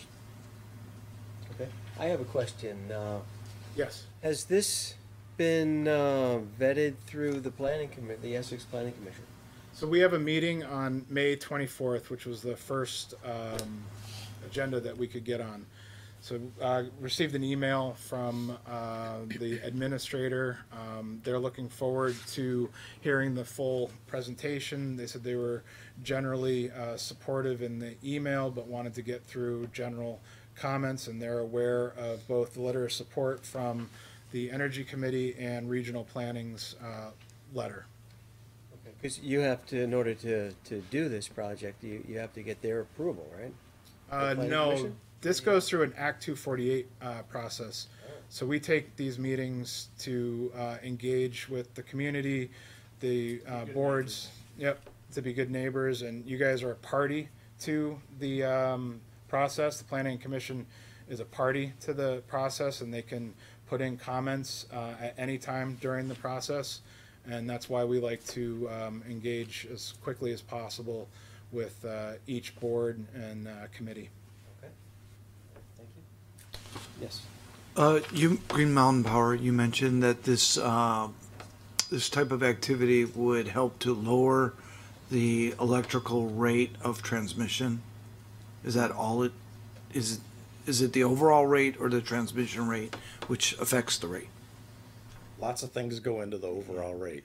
So some are cost drivers that put increased pressure on rates, and some we're able to put decreased pressure on rates. This will be in the decreased driver bucket. So Is there an estimate of what that would be? in total, well, if I can give it to you on a unit basis. So if the project costs maybe like 14 cents a kilowatt hour to build, the benefits to customers are about 16 cents per kilowatt hour that flow back to customers. So it's a net positive. 2 cents a kilowatt hour positive to the system? Yes, to all customers.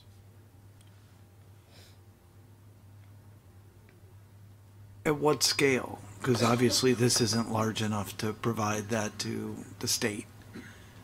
Right, so we need a few of these in order to make a big dent. So we have like a 700 megawatt peak load, and with a 2 megawatt battery, it can make, you can reduce load by about 2 megawatts.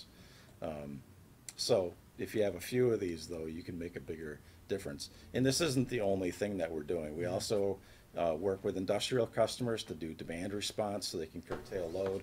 We work with ski areas to reduce snowmaking, to reduce load. So this is one tool in the toolbox. Sure. For the select boards and the people in the audience, the several meetings that I've taken and been a part of at other meetings of the in the region, one of the largest concerns of the business community is the cost of power in this region versus other parts of the country that they're in competition with, and they would like to see the cost of power to be addressed, one of which is the transmission portion, which is really not even in Green Mountain's control, as I'm understanding.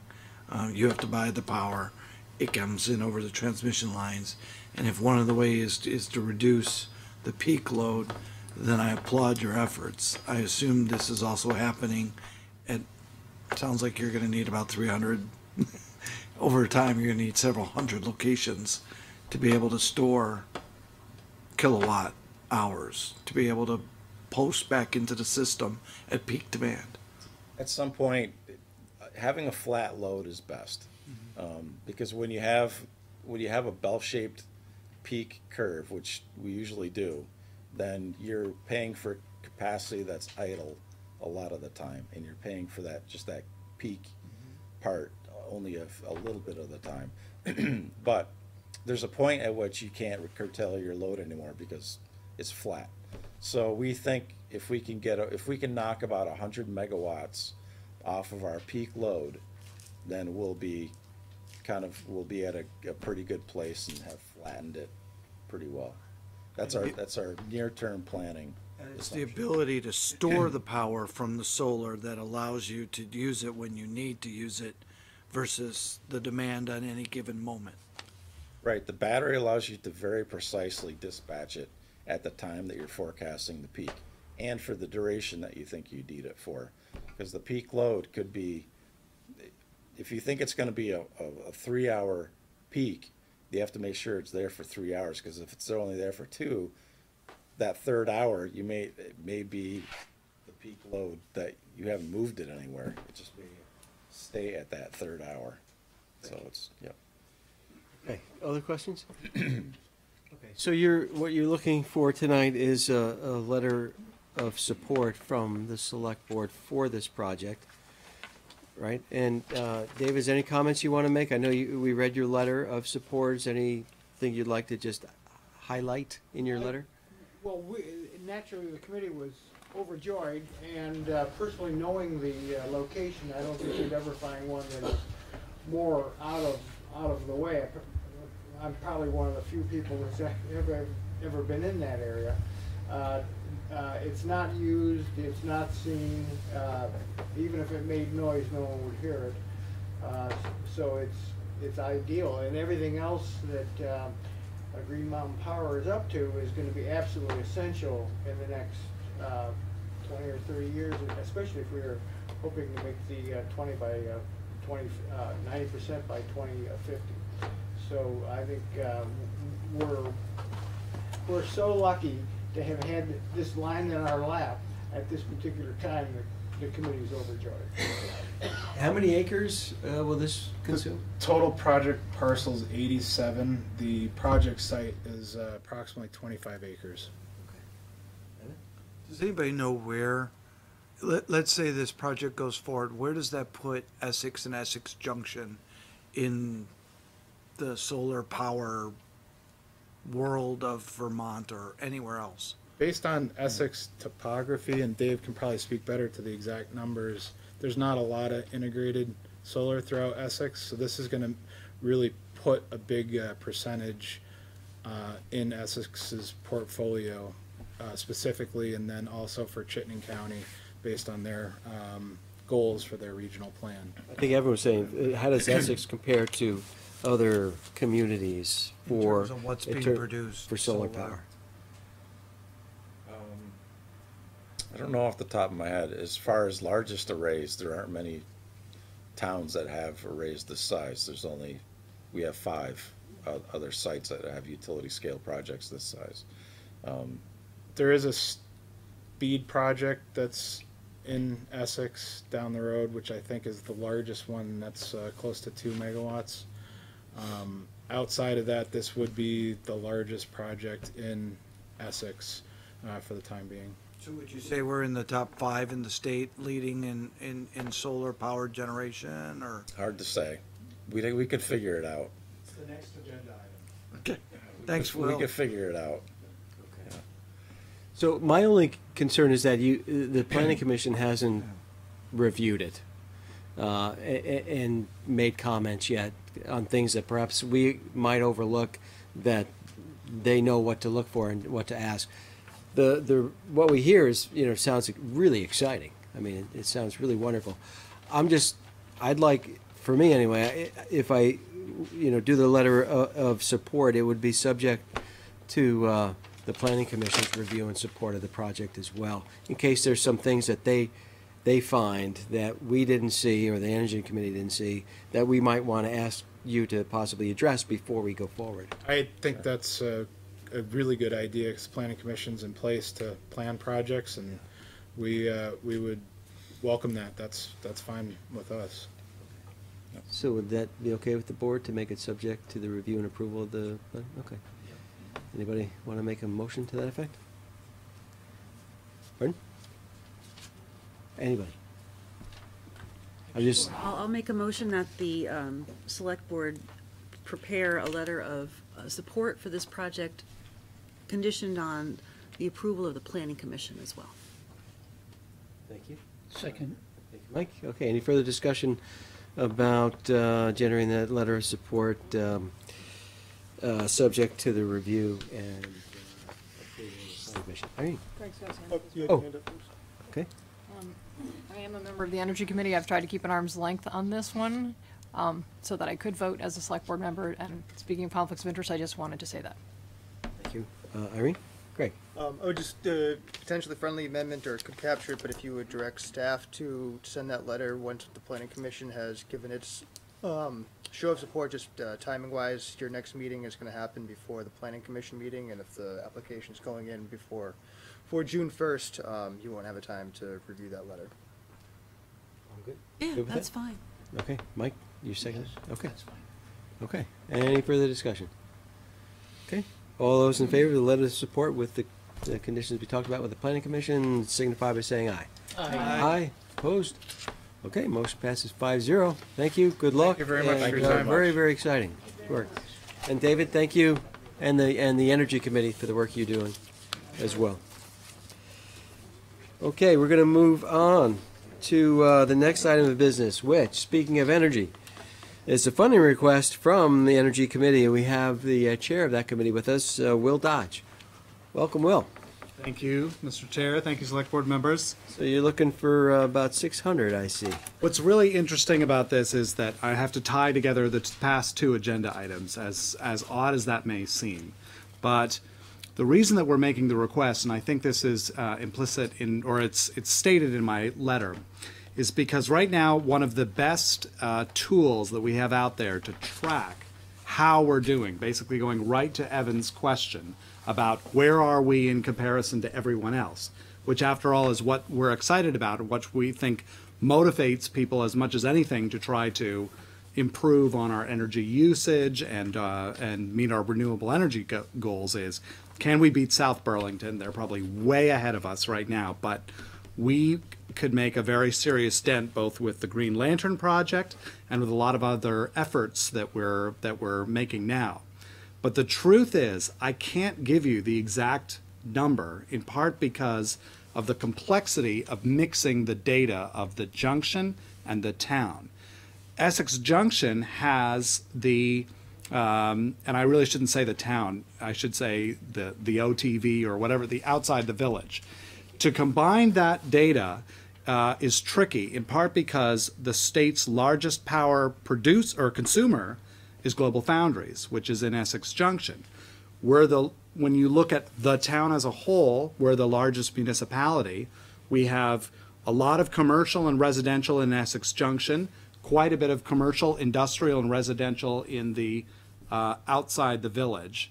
And the good folks at the Energy Action Network, which is right now is a volunteer agency that's trying to basically collect data from Efficiency Vermont, from the utilities, from the planning agencies, and put it all together in a way that actually makes sense and that gives us a ability to track what progress we're making over time. They are having a real tough time merging that data. So we first thought of trying to find funding sources beyond the town. We went to Efficiency Vermont. They said, we'd love to help, but it doesn't fit within our criteria. We went to the Chittenden County Regional Planning Commission. Again, doesn't fit our criteria, although that one's a little bit of a head scratcher, but I'm going to take them at their word and I'm going to hit them up for something later when we need it. And then... Way to put them on notice. Yeah, exactly. Then we had, they actually made some recommendations. There's, I think it's called the New England Grassroots Energy. And again, that's another funding source. You know, the good thing about this is the education that we do in finding out that we can't quite find the rock where the $600 is located yet. But there's those other good things that we'll be able to use some of those funds for. And then the other step that we took was to talk with the village. And the issue came up with speaking with the village trustees. The trustees have been doing a great job, as you folks have, as concentrating on energy, of making it more of a priority. For instance, the village just put in, has had great success with their EV charging. They're putting more EV charging in. They're thinking about these issues both at the trustee level and at the planning department level. We've been speaking with Robin Pierce about various different ideas. But anyway, on the $600, the idea was, well, if we were to split it 300 between the town and the village, it doesn't make sense because it's almost like the village residents are then paying twice.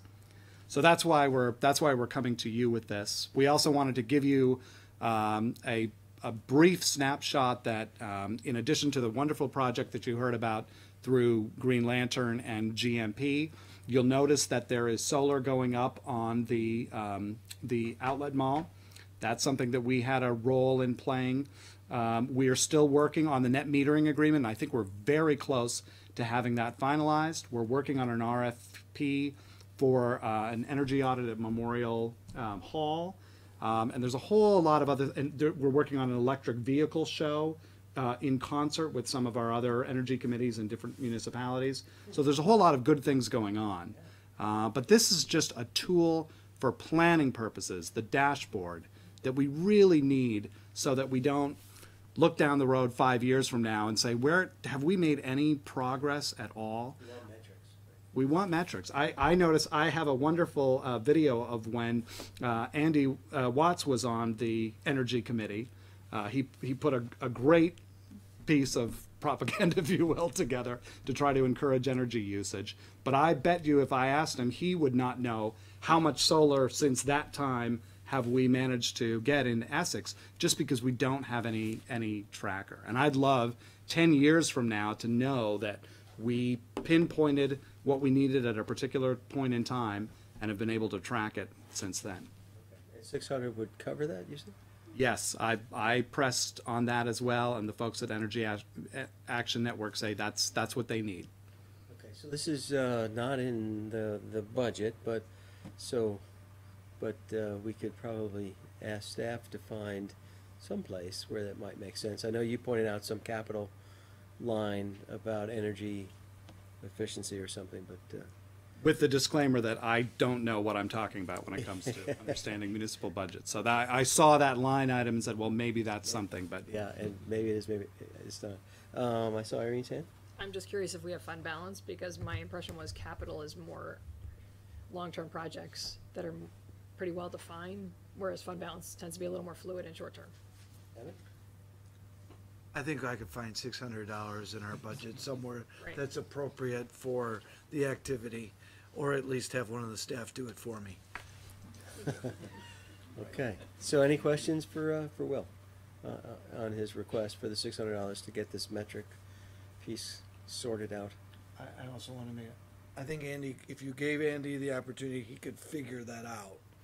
How much is it? But only if you're challenging him. But I bet it's more than $600 worth of Yes, this it time. probably is. Okay, so what's the board's pleasure? Andy? I move that the Select Board approve a funding request of up to $600 to combine Essex Town outside the village and Essex Junction's data in the Community Energy Dashboard. Thank you, Andy. Do I have a second for that? Second. Okay, I think I saw Irene. So any further discussion about directing staff to find $600 in the budget somewhere to apply to this Energy Committee request? Okay, hearing none, all those in favor signify by saying aye. Aye. Opposed? Motion passes 5-0. Thank you very Awesome much. work, really. All right, well, you too. Thank you. Okay, so we're on to the next item, which we agreed in the beginning to modify by bringing the minutes of April 16th, 2018 up. Just that one set of minutes. The other two will remain where they are. So we'll start. Everybody bring those up. So we'll start as we always do. I'll entertain a motion to approve. Yes? Andy? Just a question, though. Once we have a motion, typically we don't take. That's true. That is true. That's our policy. Specifically for this topic. Yeah. Do we want to decide ahead of time that we're going to allow public comment, or are we going to wait to have the motion until after comments? Well, yeah, our practice is when a motion is on the table, we don't accept. So I guess we could go through the minutes, propose our updates, and then have a motion to approve those, that we may. Is that acceptable to the board? Is it okay? Sure. Okay, that way we can not violate our practice, I don't think it's a policy, I think it's our practice, to not allow public input when there's a motion on the table. So, that being said, we'll just start requesting if there are any changes to page 1. Page 2. Irene? Irene and then Elaine. On line 85, I'm guessing it was minimum charge that Ms. Sobczak was concerned with? Was that Thank you, true? Irene. Yes, rate, please. Rate? Okay. Okay, got that, Sam? Oh. Yeah, rate instead of wage. Okay, anything else on 2? Page 3. And 4. Irene? On line 155 at the end, Hillary Jones, to my knowledge, was, and said this, a member of the ad hoc committee on governance, not the TGIA. Okay. Anything else on 4? Hearing none, we're going on to 5. Irene? Big change here was handed out separately because there's a lot of words here. Suggesting on line 132 that we strike the first 1, 2, 3, 4, 5, 6 words. And we insert, Ms. Renner pointed out that the firearms discharge ordinance is for the town outside the village only, as the village has its own regulations. She suggested combining both ordinances so that the select board could legitimately decide on a townwide regulation being a townwide board, Mr. Duggan predicted. Just question on that. Have we confirmed that the town ordinance does not cover the village? Yes. Let's ask Elaine. The town ordinance does cover the village in its entirety, I thought it very did, yeah. specifically by boundaries. Yeah. The village has an Its own identical ordinance that says, and it refers to other types of weaponry, like arrows and such. The only information in the ordinance regarding actual firearms is that it says there shall be no firearms discharge in the village. So there's basically no difference between the village and the town's firearms ordinance in respect to the boundary of the village. But they are separate, right? Well, there's, what I heard is there are 2 ordinances. There's 2 ordinances, one in the village, one in the Essentially town. redundant, though, because the boundaries that are established in the town ordinance enclose the village. Right, and the town ordinance, excuse me, the village ordinance addresses other kinds of things that you're allowed to fire, and there's just one particular sentence that says there's no firearms discharge in the village. So, Andy, you're saying that the town one... So the town one, right, it draws lines. It says from Right. this point to this point to this Very point to this specific. point, and it draws the boundaries. The village is fully contained within the boundaries of the town's ordinance, firearm discharge ordinance. But there's a second ordinance in the village that also includes other types of weaponry. Okay, and does that make you want to... Well, I'm just, you know, we get bent out of shape when we make comments that may or may not be fact. I just want it to be clear. I mean, this is what she said. It's true, so the minutes should reflect what was said, I guess. But I'm concerned that it's not necessarily accurate. Yeah. Technically, it could be said that the village has its own regulation. However, it's identical to the town's, so it's not like it's different. Would you like to modify what's being proposed then to make that clear? But if we're putting in, this is in quotes. Right, we have to go verbatim. It's well said. Yeah. You don't want to change your words. I mean, because this is in quotes. Well, remember, minutes aren't transcripts, and they're not supposed to be verbatim. As a matter of fact, we don't have to put any of this stuff in there. Except, I guess I would say then let's not add this if it's not true. It was said in the meeting, it's true. Okay. But I believe it's an incorrect statement because the town ordinance does. okay, so you're saying you don't want, you would rather not see this be, okay. Okay, and I want to hear from everybody else too, so we know how to go forward from here. Elaine, do you want to also not include that then, or? In the spirit of accuracy, I would agree with you. Oh, okay, Mike? I'd rather be accurate. Okay. All right, then that's 3. So we're going to say to Sam, we're not going to add the addition. So what about striking that it was confirmed for Mrs. Renner? Are you saying That's keep fine. keep that in, or? Yeah, that's fine. Okay. Okay, anything else on 5? Page 6?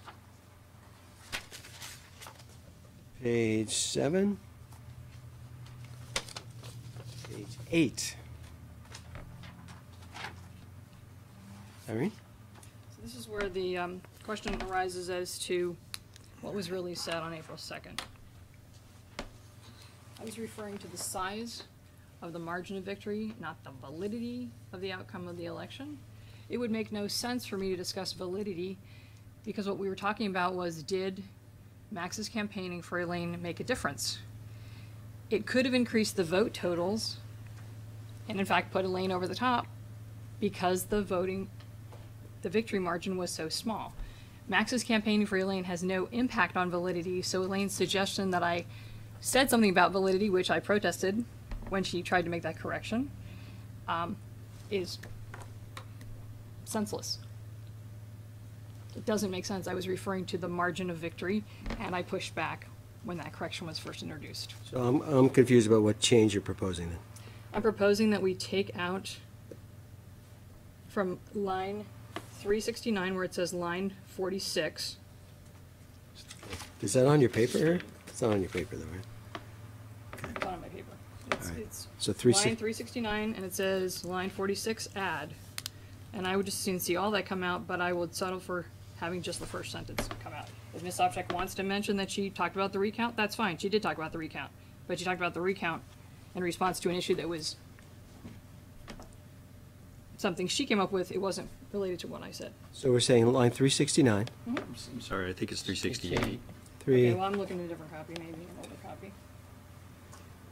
Okay, so on 368, we're removing what section, or being proposed to remove? Starting Line yeah, 46. sorry. Go ahead.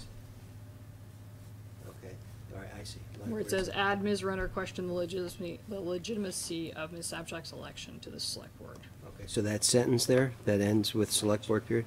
Right, and if you want to still add Ms. Sobczak responded, you can, but to me, it's nonsensical not to have that there. Okay. So what's I want to hear from the board about removing that line from line 46 where it says add Ms. Renner question the legitimacy of Ms. Sobczak's election of the to the select board. So Elaine, then I'll come to you, Andy. Andy, why don't you go ahead? I agree with deleting that line, that sentence. Okay. I need some clarification on the reliance on verbatim transcripts, exactly what was said, versus intent. Because I've always understood that there is intent behind every statement. And on April 2nd, it was the beginning of the meeting, and it was the items to, public to be heard section. Mm-hmm. So it was not a thing that was on the agenda in any way. And Irene brought up the election and discussed the margin of my winning the election, and discussed plurality and majority and her feelings about efforts that were made on my behalf by members of this board, which were completely within reason. And I'm trying to understand why that was even brought up. And so my understanding of the intent of that issue being brought up was to question the legitimacy of my presence on the board. And I know that's intent and it's my interpretation of it, but it's very important to me that folks understand that in addition to the actual words that are used, there's intent behind it. And I felt at the time, and I still feel today, this is my 4th meeting with the select board where we've been having a conversation about whether I deserve to be on this board. And so I would really like this issue to be settled, because regardless of plurality or majority or whatever words were used at whatever time and at point in time in the agenda, I'm here and I'm ready to work with everybody. and I won an election legitimately, and I want a recount legitimately. We don't need to keep talking about it.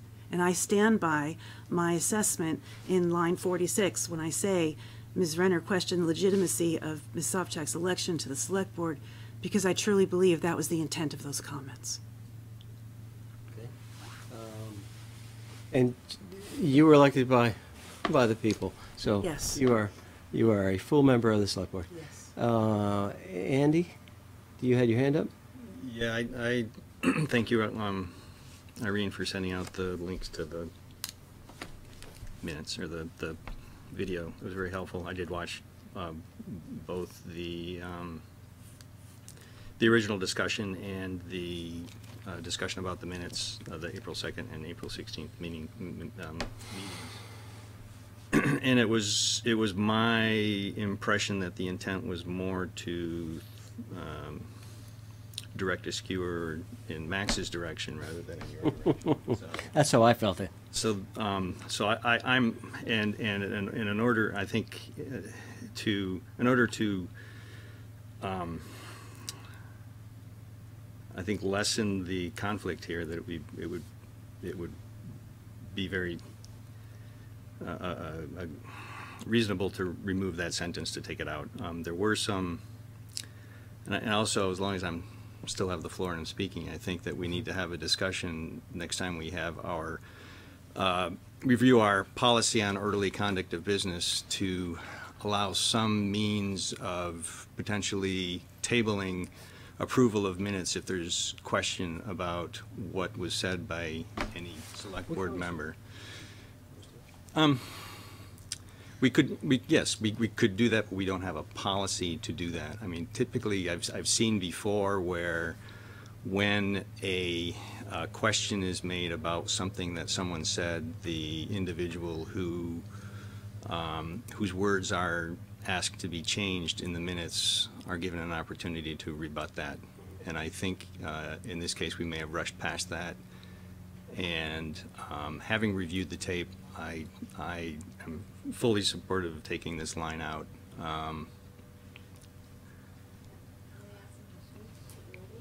Yes. What do you, 'cause usually, if that was a question that was made. Yeah, I know, So yeah. I take before what I thought the intent was from Irene and what I thought the intent was from Elaine, right? So what do you think Ms. Renner's intent was? Because that could be what needs to be in there. If it was in there before, that makes sense to strike this. If it wasn't in there before, then that's what needs to be in minutes, correct? I mean, Right. that's So, how right. So I- this. Right. So this. What's written here in the April 16th minutes are suggested addition Right. to the April 2nd minutes. Right. So taking it out removes it from the original. Right, but Would is the potentially. intent in there accurately So- originally? Is that? So- It's so- not addressed. It's not addressed. It's not addressed at all. It's not addressed at all. Got it. Got it. So you're saying. So, I mean, I'm in favor of taking at least that one sentence out. Again, it may be, you know, I'll defer to Elaine whether she wants the second sentence removed too, because at that point the language doesn't make any sense, because it's a response to the one before. That was also added language from the original minutes. And again, also I think we should have a discussion when we talk about orderly conduct of business, how we want to deal with questions of who said what in a previous meeting, so that we don't run into this. So I'm going to ask Mike, because I wonder how we can proceed here. You care about it being struck? You want to keep it in? I'm going to defer because I did not see the link, so I did not see the film. I will say that the election was legitimate, the recount was verified. I would say let's get this language settled and then let's move on. Elaine is here. She deserves to be here. She won the election fair and square. Let's just get this done. So it sounds like you're saying then delete that line as well? Yes. I So would- that's 3 then. We'll go with deleting it. Okay, Sam? Yeah, should Did- I keep, The second sentence? do you want, the second sentence, Ms. Subcheck won the election by a margin of 18 points, which was confirmed by official recount, as just an information point in the minutes? If Perhaps there's I no could edit judgment that. to it, there's no judgment there, there's no intent, it's just a fact. Perhaps I could just amend it a little to make it make more sense, in light of the fact that the sentence prior to that is being removed. It just doesn't flow, because I'm thinking. I would say that, instead, Sam, perhaps we could say, Ms. Sopcak reminded the board, and leave it at that. That could fit well, I think. Okay. Moving on. Anything else on 8? Okay, page 9. And page 10. Okay, are there any comments from the public before we make a motion? Okay, hearing none then I will entertain a motion to approve the minutes of April 16th, 2018 with select board corrections. So, Thank you, Irene. Do I have a second? Second. Thank you, Andy. Any further discussion of approving the April 16th, 2018 minutes with select board corrections? Hearing none, all those in favor signify by saying aye. Aye. Opposed? Okay, motion passes 5-0. Thank you all. We're going to move on to our next item, which is business item 5E, and that's acceptance of street management plan. With us tonight, we have the planner, Darren Schreibler. How do you, Schreibler? Darn it. Welcome. Sorry, I only come here every once in a while, so you don't know me as well. I know as you other from folks. as Darren. I never say your last name. So, welcome. Go for it. I can take it, yep.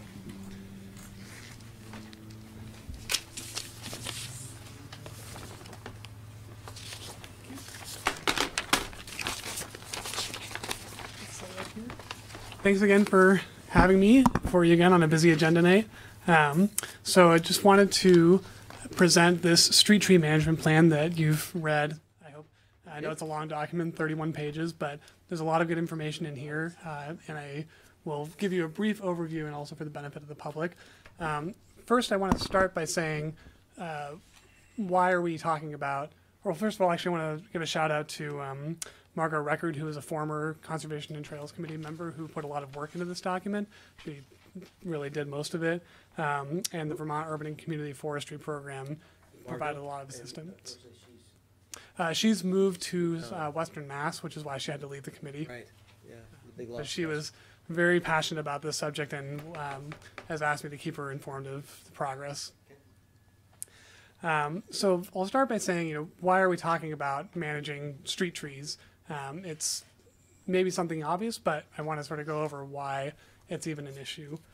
One is that we can't live without trees.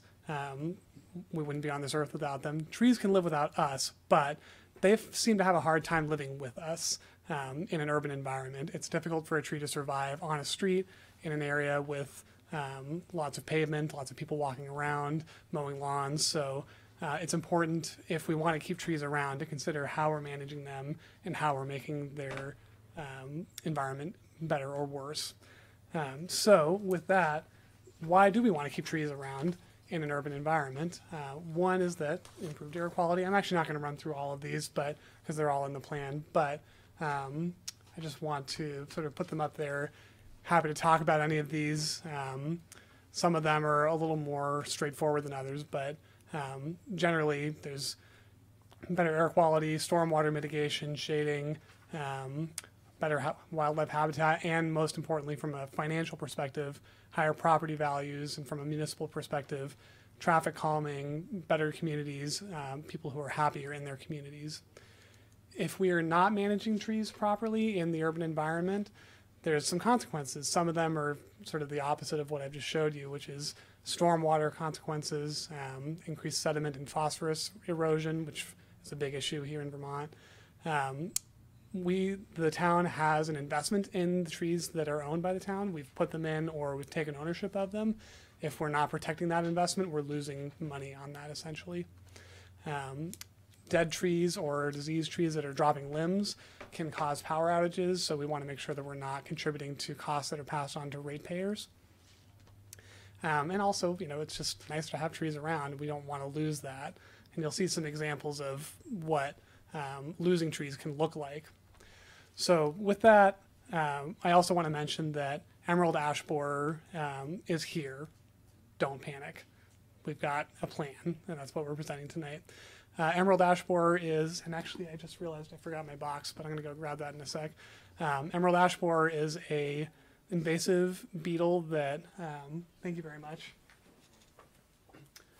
Just want to pass around some touchy-feely things so you can get your hands on what emerald ash borer looks like and what it does to trees. Nothing alive, no. It's all contained. It's not going to get loose. But it is an invasive beetle that preys specifically on ash trees. It came from Asia and was introduced in the Midwest originally and has spread pretty much all over the East and the Midwest. It was only discovered in Vermont in February, so we've known it's coming for a while, but we're now starting to think about exactly how it's going to impact us. This is an image of a street in Toledo, Ohio, before emerald ash borer came in, and after it killed all the ash trees on a street that was lined entirely with ash. It was often the sole landscaping tree to replace chestnut after chestnut blight took out all the chestnut trees. So we're continuing to have this problem of pests sweeping through and taking out all of our trees, and we're trying to fix that. So as you can see, it killed all these trees, and then when all the trees are dead, you have to take them down, and this is what it looks like. This is an example in Boulder, Colorado, where emerald ash borer came through. They had to cut down all the trees, and now there's nothing left. So we want to make sure this doesn't happen in Essex. How are we going to do that? First of all, we're not going to cut down all the ash trees just because pests is coming through. We want to don't be rash, plan for our ash. Credit to Steve Sinclair, who's the retiring director of Forest Parks and Rec. The Conservation and Trails Committee has developed several street tree management goals for the town. We'll go through them really quick. One, we want to establish dedicated funding for urban forest management because we can't do anything without the staff time and the resources to make that happen. There's no point in planning if it's not going to get funded. We want to continue to monitor the health of public trees. We've already started doing that, but we want to keep tabs on them. We want to improve and maintain the health of the urban forest. We have some ideas about how to do that. And we want to prevent and mitigate the impacts of invasive pests, like emerald ash borer, but also others like Asian longhorn beetle. There's an example in that box as well. And we want to continue to educate the community about urban forestry and how to care for trees and the impacts of invasive pests. So the Conservation and Trails Committee and the Conservation Committee, before it consolidated, undertook a public tree inventory looking at all of the trees within the public right-of-way along the streets, not necessarily all the street trees, some are on private land. And we also captured the 4 neighborhood parks in the town outside the village. The village did its own tree survey in 2014 that they incorporated into their street tree management plan. So this will be a separate document, but essentially the same, similar to the firearms ordinance. A lot of volunteers helped with this effort. We surveyed a lot of streets. We only did the urban areas. We didn't do rural roads because there's just forest everywhere. We didn't do forests themselves, like Indian Brook or Saxon Hill or Matthewtown Forest, because those are managed as under forest management plans, not street tree management plan. But we had a lot of really good citizen participation in this. In terms of the results, we saw that overall there is a relatively good diversity of species in the town's street trees or publicly owned trees. However, there are a few dominant species. I'm sorry this isn't showing up very well, but the dark blue there is green ash, the red is red oak, and the light green there is Norway maple, which is actually an invasive tree, so we want to not plant any more of those and ideally replace them as soon as possible. And there are a few others, but we want to try and encourage no more than 10% of one species, no more than 20% of one genus, and 30% of one family of trees. That's sort of a good rule of thumb to go by. It depends on the site, it depends on, the species that are available, but basically that'll give you the best resilience of an urban forest in terms of one pest taking out all the species. All of one species, that is. We also looked at the health of these trees that were inventoried. Most of them were in good health, but there were a few that need some attention and some that are on their way out. We want to try and replace those ones that are on the way out, not lose them entirely, and we want to try and fix and help the ones that are in fair condition.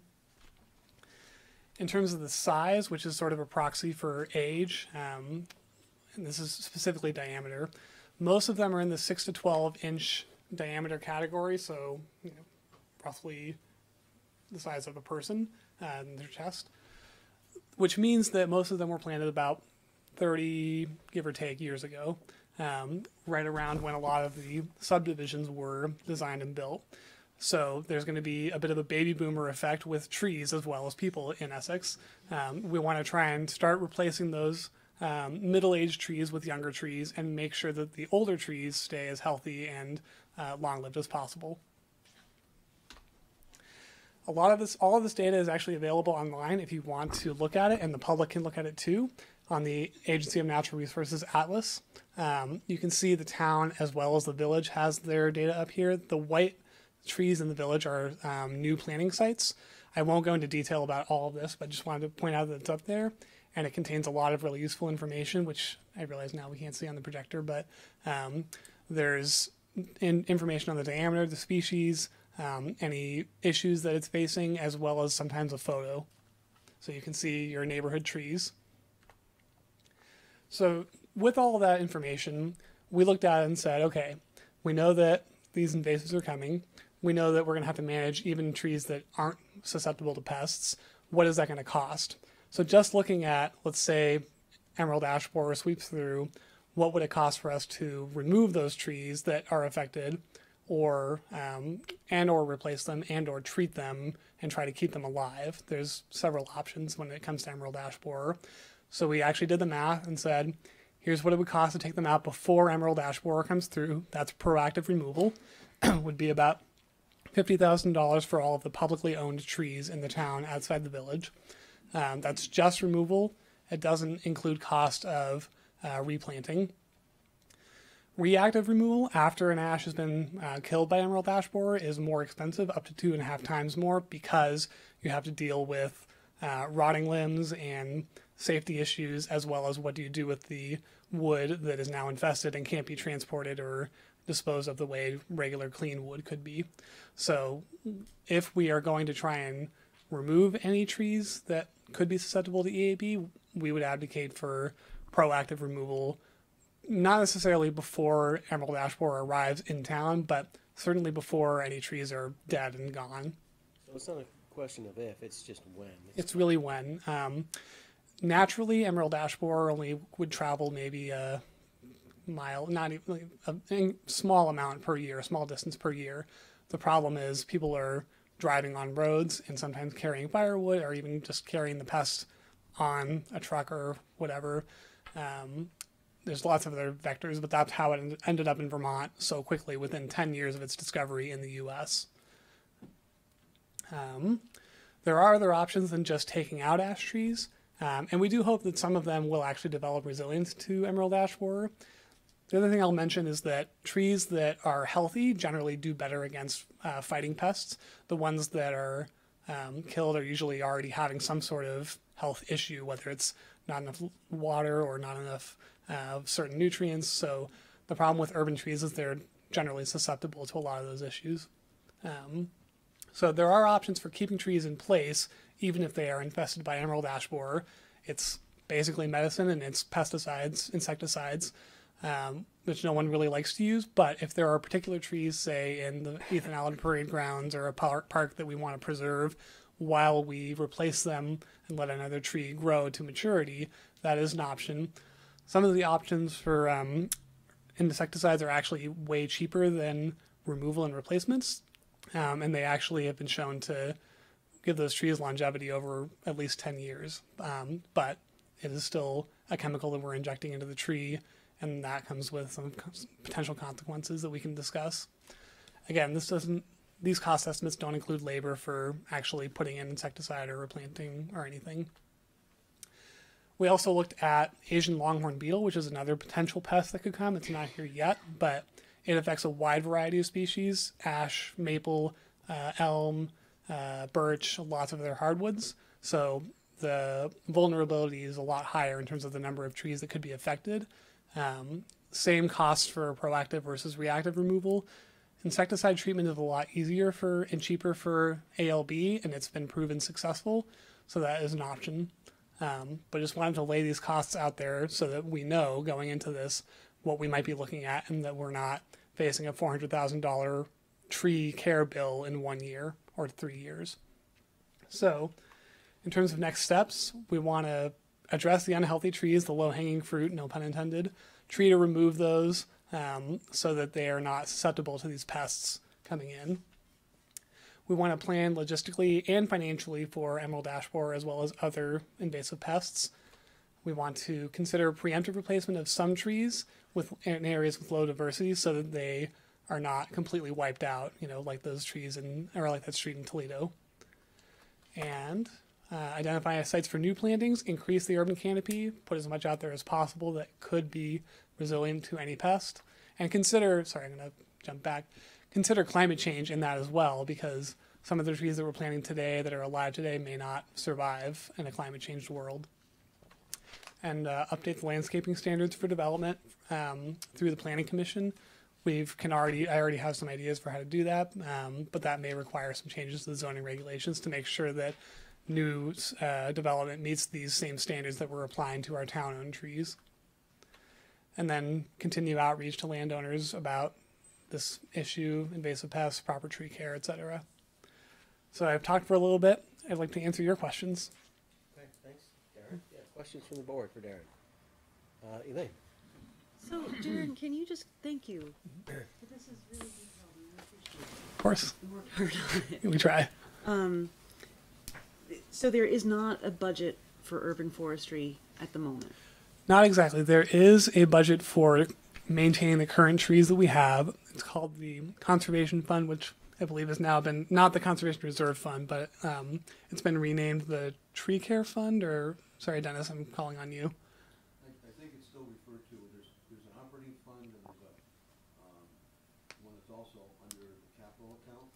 The capital account one is not the tree account. The tree account is under conservation, that's the account that's sort of under the tree here. Most of the time that's used for tree removal. And I say that because it's about $20,000 to take some. Yeah. And usually that's what we go through in the course of a year in terms of removing dead trees in the town right away. This year we're ahead of the game. We haven't touched that account very much. But that's about the dollar value each year that's there, and it usually gets burned up that way. Again, no pun intended. So are you looking for the board to make a decision to increase that line item, or are you looking for additional funding in general, or are we just getting information today and we're going to have a plan down the road? It's a two-step process. One is to accept it. So we say we accept it. It's not adopting it yet, and what we might want to ask for before we adopt it is to say, show us how we would handle this in our budget and what the potential cost would be. So we might want to make sure we see that before we get to the adoption phase. But today it's really, here's the report, a lot of good stuff in it, and we're looking to adopt it, and then that work can go on. Greg? Just add to that, Max just laid out the adoption process. Once it's adopted, I never want to have a report that just sits on a shelf, but it'll be up to the board to review each year and make those budget choices as to how much money is available and where it should be allocated, and does it meet this plan or not. So this is really more of a planning document saying we'd like to adopt this as policy so that we can go forward moving along with how do we budget for this. And the Conservation and Trails Committee would be involved with that, hopefully, in terms of coming up with numbers and working with the select board on how to make that happen and what's needed. Thank you. Anybody else? Andy? Yeah, I happen to live on one of the streets that has 15% ash. And I have to confess, there's 4 trees on my property, on my tree lawn, I guess I would call it. That's what I used to call it when I was a kid. But I have to confess, I don't know if any of them are ash. But You can find out by going on the yeah, I was gonna go Atlas. look, or I could go look at the tree and get out my tree identifying guide. But I guess the question I'm going to ask is that a conflict of interest for me if trees get replaced on my. Just want to put that out there that I'm on one of those streets that's likely going to need some attention. We all benefit to the protecting the trees, right? And Evan? Well, thank you for bringing that up. We all live on a street somewhere, and by having a plan, it sort of, no pun intended, inoculates you from, what happens necessarily on your street when we tell people, oh, so they removed 2 trees from Trustee Watts' street. Well, that's interesting, except we removed 3 trees from this street, and that street, because it's a matter of our plan, and you're actually not involved with which trees we remove and which trees we keep. Those are actually done by professionals, and our whole goal, as Darren had mentioned, is we're stewards of the ecology, but we also want to make sure that we don't devastate a block all at once, which is, coming from Chicago and the Ravenswood neighborhood, which was devastated by the Dutch elm disease, only to be replanted by ash trees. And now they're learning, even in the city of Chicago, that species diversification is really the way to go. And then through our development plan, we want to make sure that we don't have developers just planting the cheapest tree that's available in the market at the time. We want them to actually have diversity. And Darren and I were even talking about it as part of this plan. You could have a beautiful stretch, a street, and you're going to pick one of those trees that's just going to have to be removed and start planting a sapling now. So 5, 6, 7 years from now, that tree is starting to get to a place where it's not a twig and it's prominent, and its neighbor, which was kept alive for 7 years, maybe got treated a few more times, it's now got to go, and you have not deforested that block in that tree. And so it's not really about where you live, although I appreciate it. It's about making sure the town is protected and is looking at its trees as an asset. Yeah, thanks, Evan. And, that is one of the suggestions in the plan, is to do that piecemeal. Dennis? I just want to comment on the Thank you, Mike. piece of it. It depends Dennis, upon- could you come forward a little further? It depends upon where the board wants to go, and I don't want to take up a lot of time, but in the operating budget, what we get July 1st, we have to spend by June 30th, or it goes into the general fund. If accounts are set up in the capital account, then you can put those funds away a little bit at a time and incrementally save up for that situation where all of a sudden you do have to spend the $30,000 or $40,000, and you've got, if you don't have it all, you at least have a piece of it. And so there's a certain benefit, I've always thought, of putting these kinds of funds into some form of capital program that's dedicated for that use, knowing that that use is coming. It's kind of like putting the money away to replace the roof on Memorial Hall. $25,000 a year. After 4 years, you've got the $100,000, and you do the work. Again, you don't know when this is coming, but you know it is coming. So it's prudent to maybe put those funds into that type of a fund, as opposed to an operating fund that every year you'd have to say, well, we didn't spend it, so let's take action to put it into the fund. It's just a way, to me, to better plan for the future if you can do that. Yeah. When you know that you're going to have to spend that large amount. That's correct. Yeah, save along the way. Sure. And I will add that there's a lot of actually grant funding available for planting new trees. There's not a lot available for treating trees with issues like emerald ash borer or other diseases. So if we focus on the treatment and the management, and then maybe we can leverage other funding for planting, replacing those trees, that might be a good way to go. Evan? We also want to do this in we'll call it a staff-friendly time frame. I mean, when you do things a couple of trees a year or something manageable, we're able to do that in our schedules. If you put it off and put it off and put it off, then staff is not able to take down 100 trees in a season, and then we end up having to go out to contractors and doing other things, and we'd probably be going out for contractors when everybody else is going out for contractors, and therefore pay a higher price. So we want to also consider how we could get this done in a logical manner and in a timely manner. Be proactive because you know it's coming. Right. But I also like Dennis's idea of the fund, the money that we don't spend in certain areas. Sure, of course, some should go back to the general fund for other allocations year over year. But when you do have these expenses similar to a roof or similar to a fire truck, it's not like the truck's not going to age. It's the expense you know you're going to have. You're going to have it someday. So I think this select board has been proactive in keeping those monies dedicated for the use they were intended. Thank you, Evan. Okay, any other questions or comments? I would love them. And I Move want that the select board accept the tree management plan to be adopted at a future meeting. Thank you, Irene. Do I have a second? Thank you, Mike. Any further discussion on accepting the draft street tree management plan? Hearing none, all those in favor signify by saying aye. Aye. Opposed?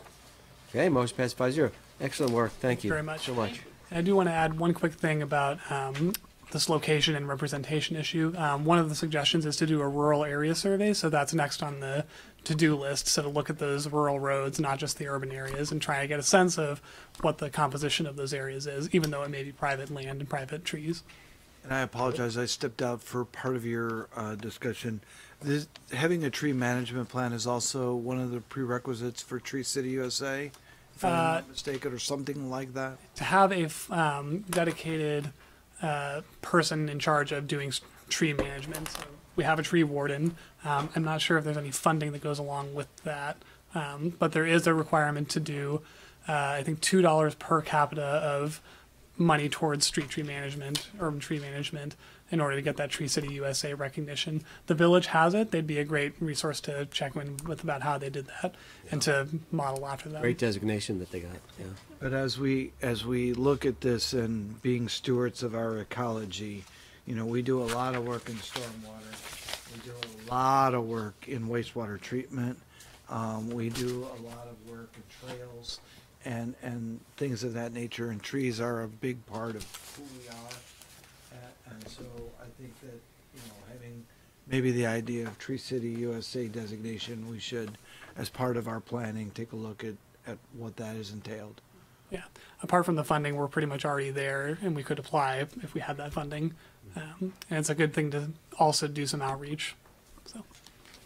Great. Thanks again for the great everybody. work, Darren. Okay, moving right along, we're going to go to 5G. That's adoption of water and sewer rates for fiscal year ending 2019. So we've had our discussion with the water and sewer rate. We've done the public hearing. Yes. We then just hadn't put it on the agenda to adopt it. Adopt So it. Here we are today to do just that. So is there anything you want to say before we... No. All right, okay.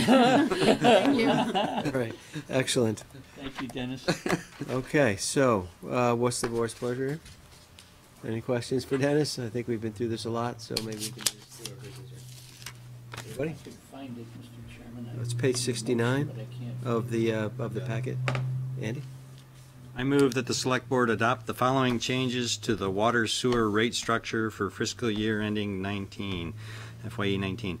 Water rates and fees. Number 1, increase the water rate from $5.26 per 1,000 gallons to $5.42 per 1,000 gallons. 2, maintain the water initiation fee at $1,000 base fee per connection plus $5.73 per gallon per day. Is that right? Mm-hmm. Yep. Okay. Of capacity. 3, increase the water minimum charge per year from $165 to $170. 4, bill water users 4 times per year as soon as the system of billing can be effectively put into operation. Sewer rates and fees. Number 1, increase the sewer operating fee from $8.98 per thousand gallons to $9.27 per thousand gallons. 2, maintain the sewer initiation fee of $1,000 base fee per connection plus $10.30 per gallon per day of capacity. 3, bill sewer users 4 times per year as soon as the system of billing can be effectively put into operation. The rate change is effective upon passage with all water sewer usage billing applied with the billing period starting after the spring 2018 billings. That's a mouthful. Thank you, Ed. Do I have a second? Second.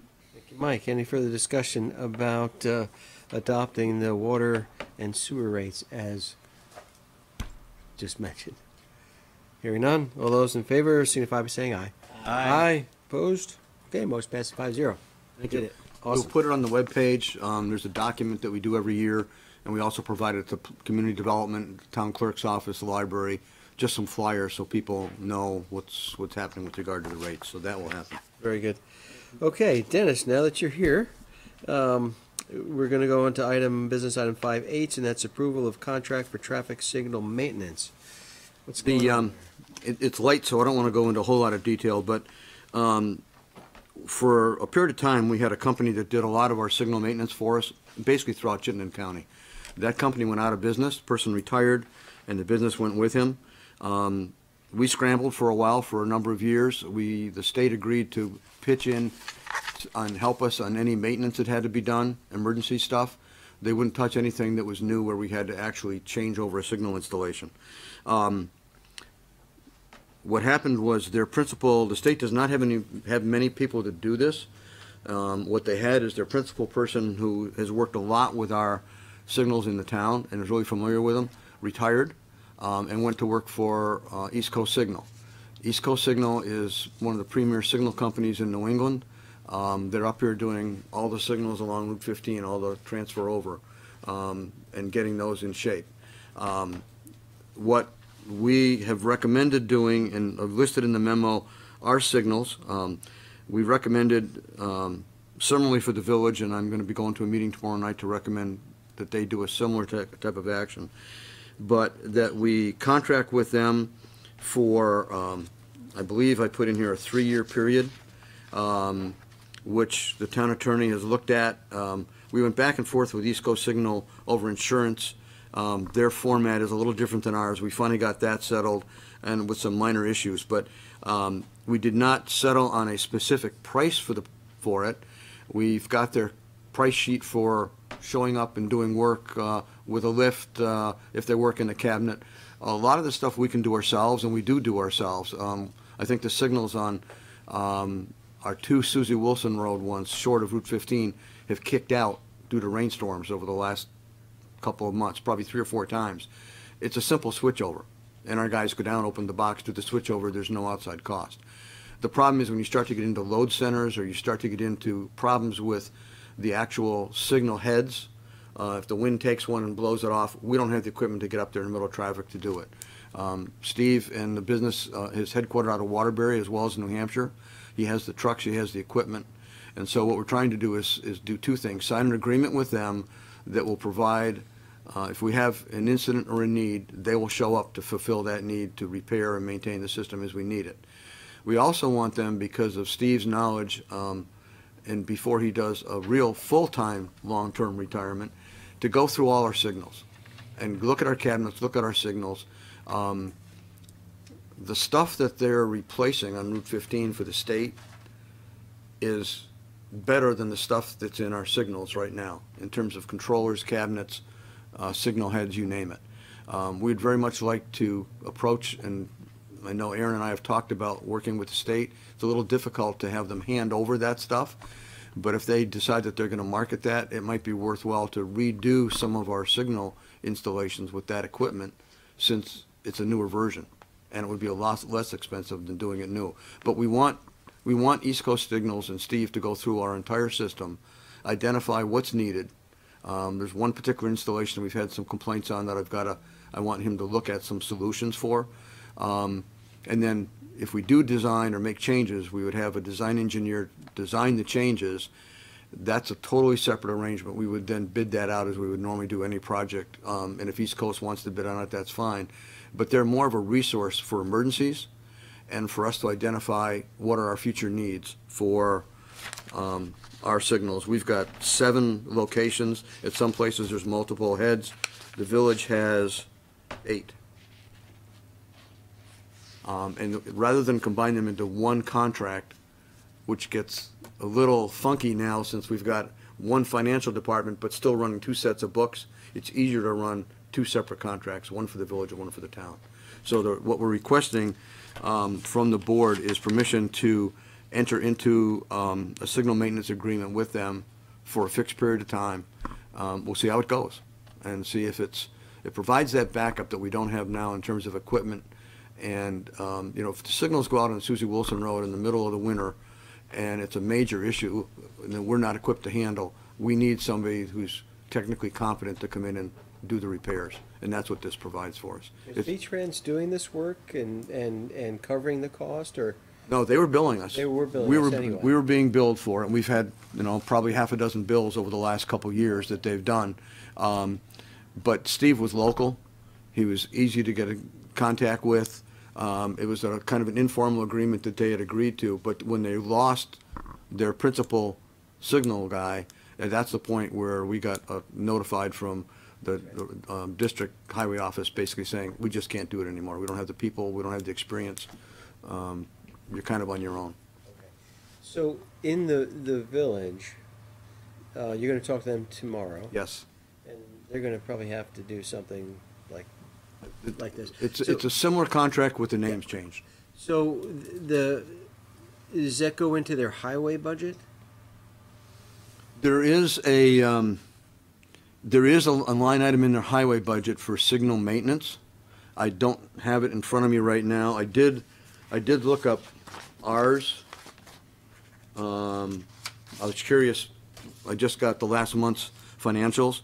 Our traffic control devices are about $34,000 a year in the budget. So far this year, we spent $18,000 for repairs and all the other kind of stuff that goes with it. So we've got about $14,000. So this year, given 2 months left, unless we get a northeaster that comes through that takes all our signal heads down, we're probably going to be able to afford that one-time survey out of the funds that we already have. So we're not going to have extra funds to do that. But getting back to the village, if it goes into their highway budget, then that's covered then because it gets rolled into the town. That's correct. General or the operating budget. That's correct. So I'd like, because it seems like that's where it belongs then, in the highway budget, so that it can be a townwide, paid by the town funds. It is. It's what's complicating it now is the 2 financial systems and who pays for what. So technically, it ultimately should probably come out of one account to cover everything. But with the current 2 sets of books, you need 2 bills. It makes it easier to have 2 contracts and 2 bills. But in the end, the town's paying for both the town and the village. If the charge for this for the village is in their highway budget, yes, that gets rolled in. It's the same as if it was in one budget. It's I just understand. but it's just easier to split it this way. I just wanted to make sure it wasn't the town or the village paying, separately out of their village funds. No, it's when it it's seems it's like in it's a highway budget. It's actually in their highway budget that comes into our budget as well. I just wanted to confirm that. Yep. Any other questions for Dennis on this? Andy? Yeah, in the second to last paragraph, just above the recommendation, the paragraph starts, the contract is to a degree open-ended at this point, and you said a few minutes ago that you would have a term to it.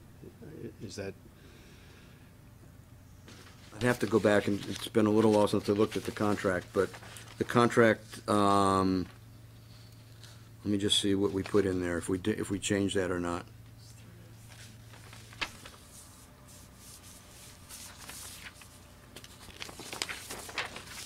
Second.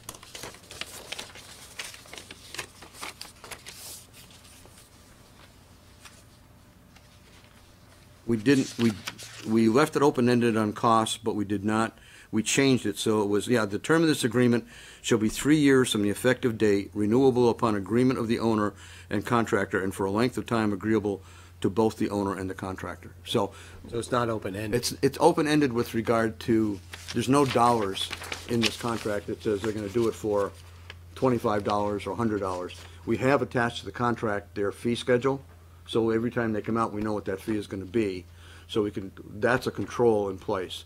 But there's no maximum limit that says we're gonna limit your expenditures to $15,000 or anything like that. That's what I meant by being Okay, so open-ended. the open-ended is not from a time scale The standpoint. time scale is fixed for 3 years, but it's open-ended with regard to costs. Okay, thank you.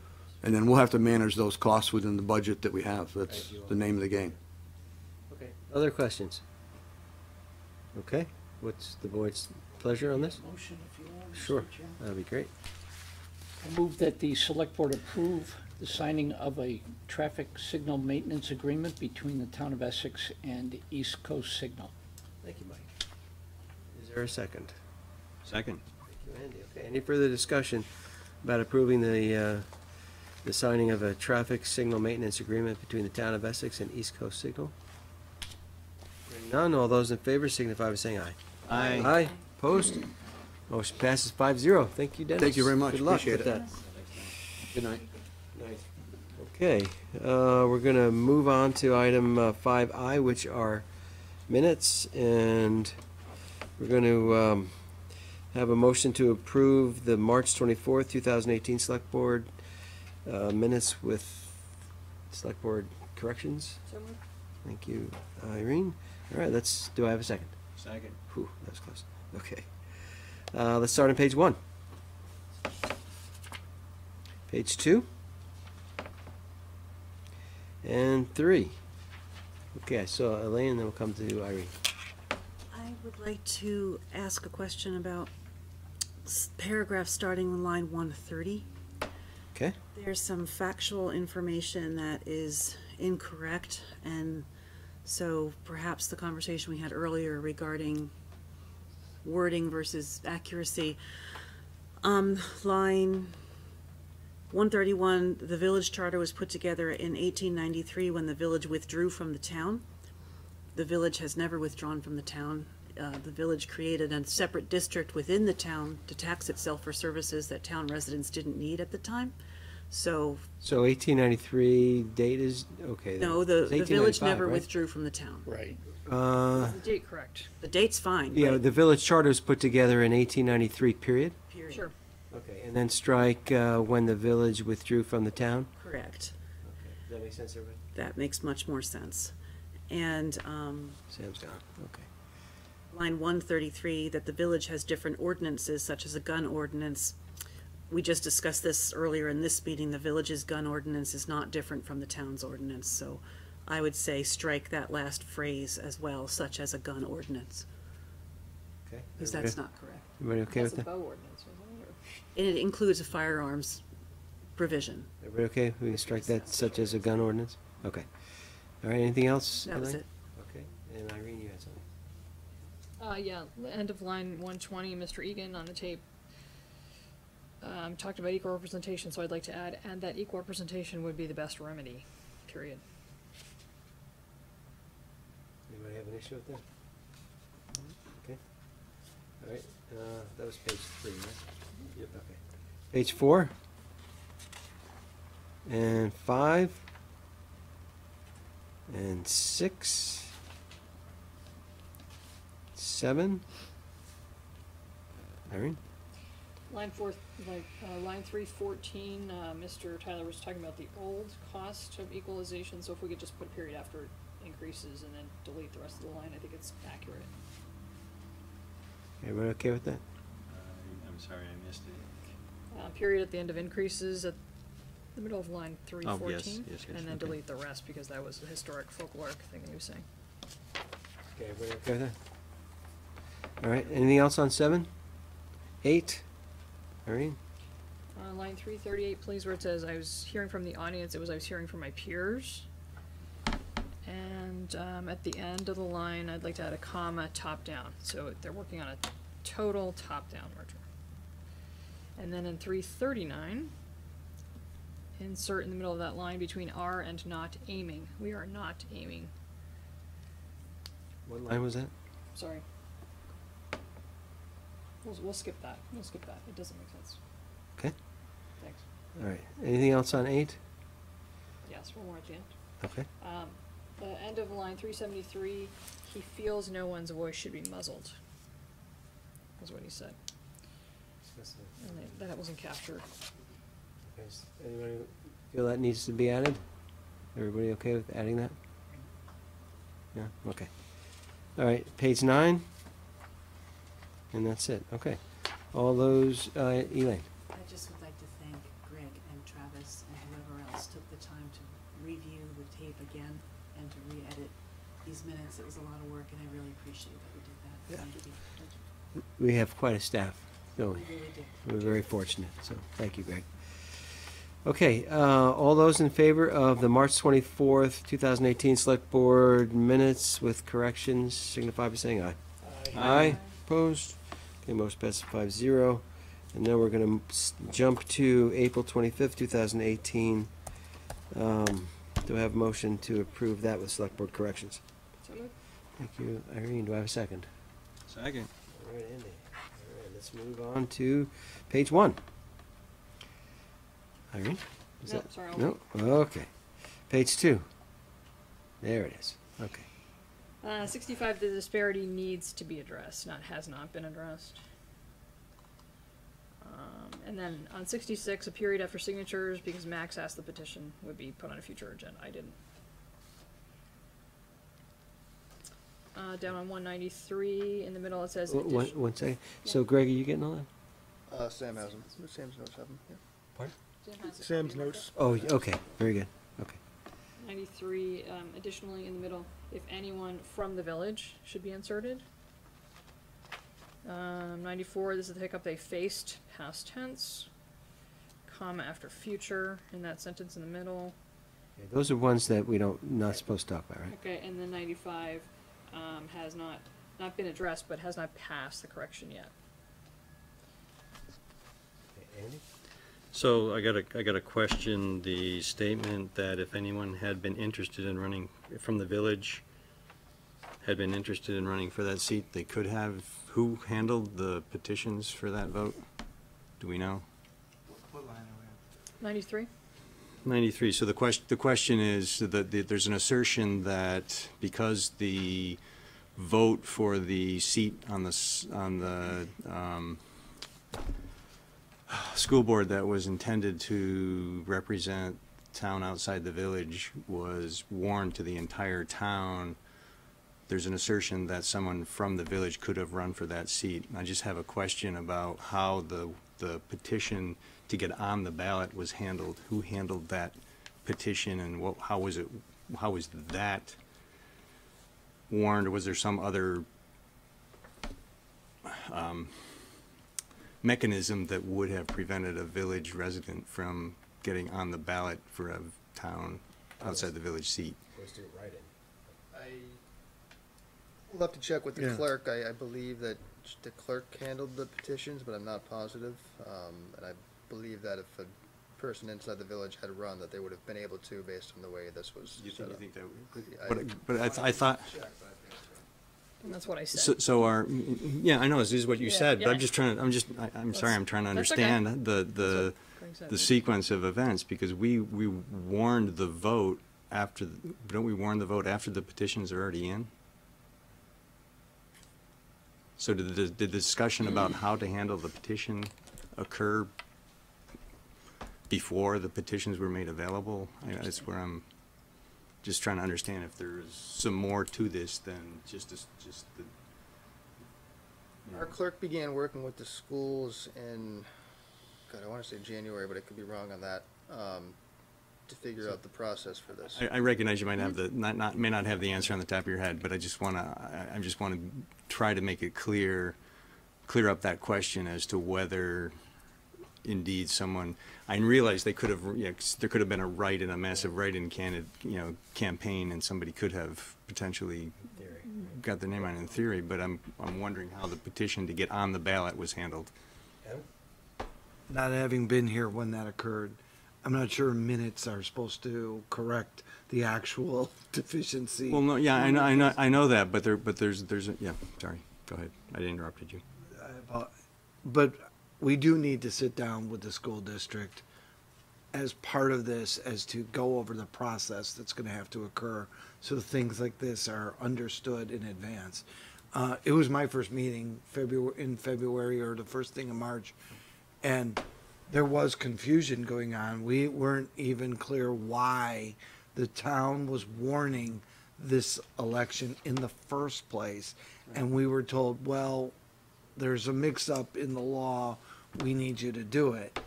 Staff kept asking questions, including going to the Secretary of State. That was my first meeting. Secretary of State, calling their attorney, having these discussions. It is what it was, but the person that was on the ballot had to have been done before. Right. Because it was allowed. So that's that's the piece of the story I'm looking for the answer to is how was that noticed? When did anybody notice? But were there other safeguards or other? How did it happen? I mean, to say safeguards might imply that somebody thought about it, but you know, could have somebody actually gotten on the ballot from the village?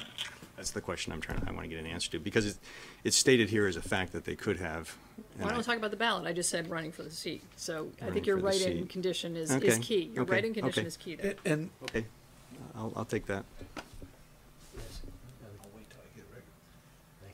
I'm new here, but I think for another night when it's not 10 o'clock, you may want to consider having a discussion about what your minutes are and what they should be. And I will be happy to send you out a copy of the state statutes of the minimums. I think you may want to make slightly more than the minimums, but verbatim with intent and other things are leading you to a much different path than I think that is really necessary to the public's business.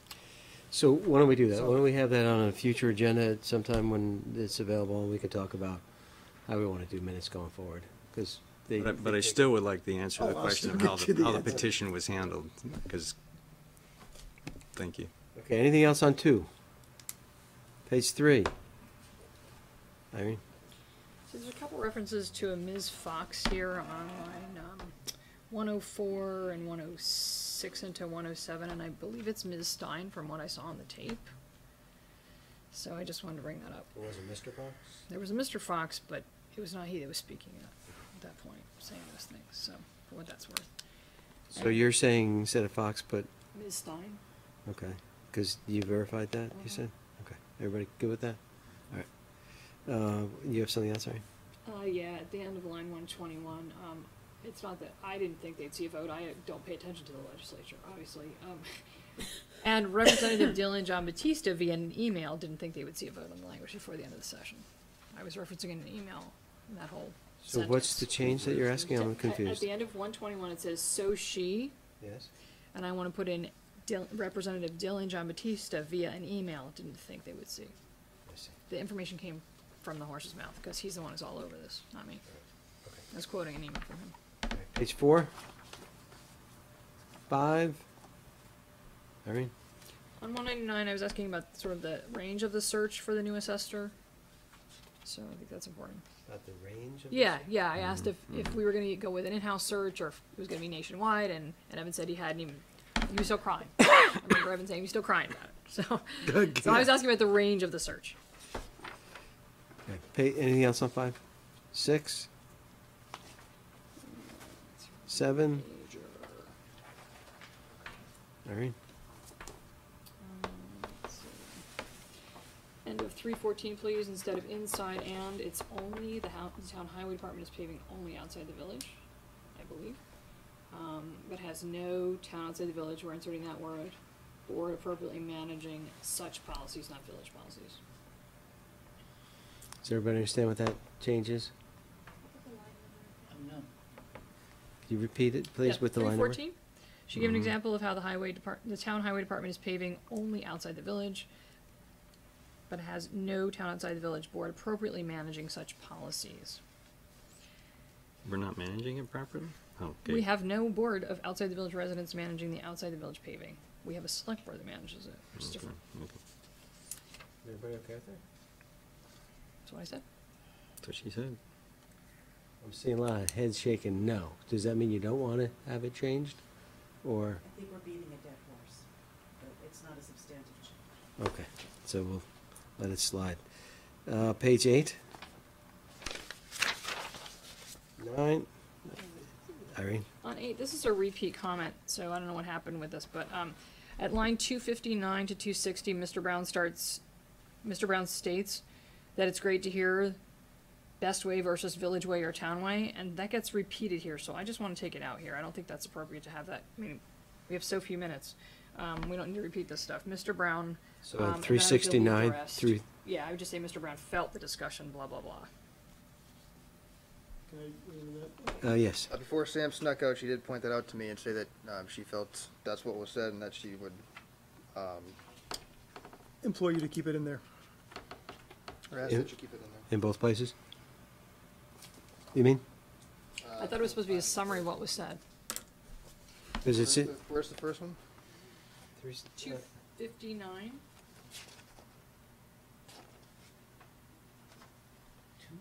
259, it says Mr. Brown stated it was great. 69 are the same. And we always talk about how the minutes are just a summary, and to repeat someone's statement basically verbatim twice, to me seems like we're spending a lot of ink on it. At the same time, we're expecting to say in every opportunity that there's town outside the village, town inside the village. I think until we have a clear policy on exactly what we're supposed to do with minutes, we should leave Mr. Brown's comments in, because I suspect he would be unhappy if they were taken out. He has a village version of this, does he not, to correct himself? We haven't gotten to them yet. Everybody Right, okay you'll have with? it tomorrow night on your agenda, I believe. Everybody okay with leaving it in? Yes. Okay. Then we're gonna leave it in. Got that, Greg? Yep. Okay. Page 9. Irene? So I have a change, and this again is on the paper I handed out. Can't find that.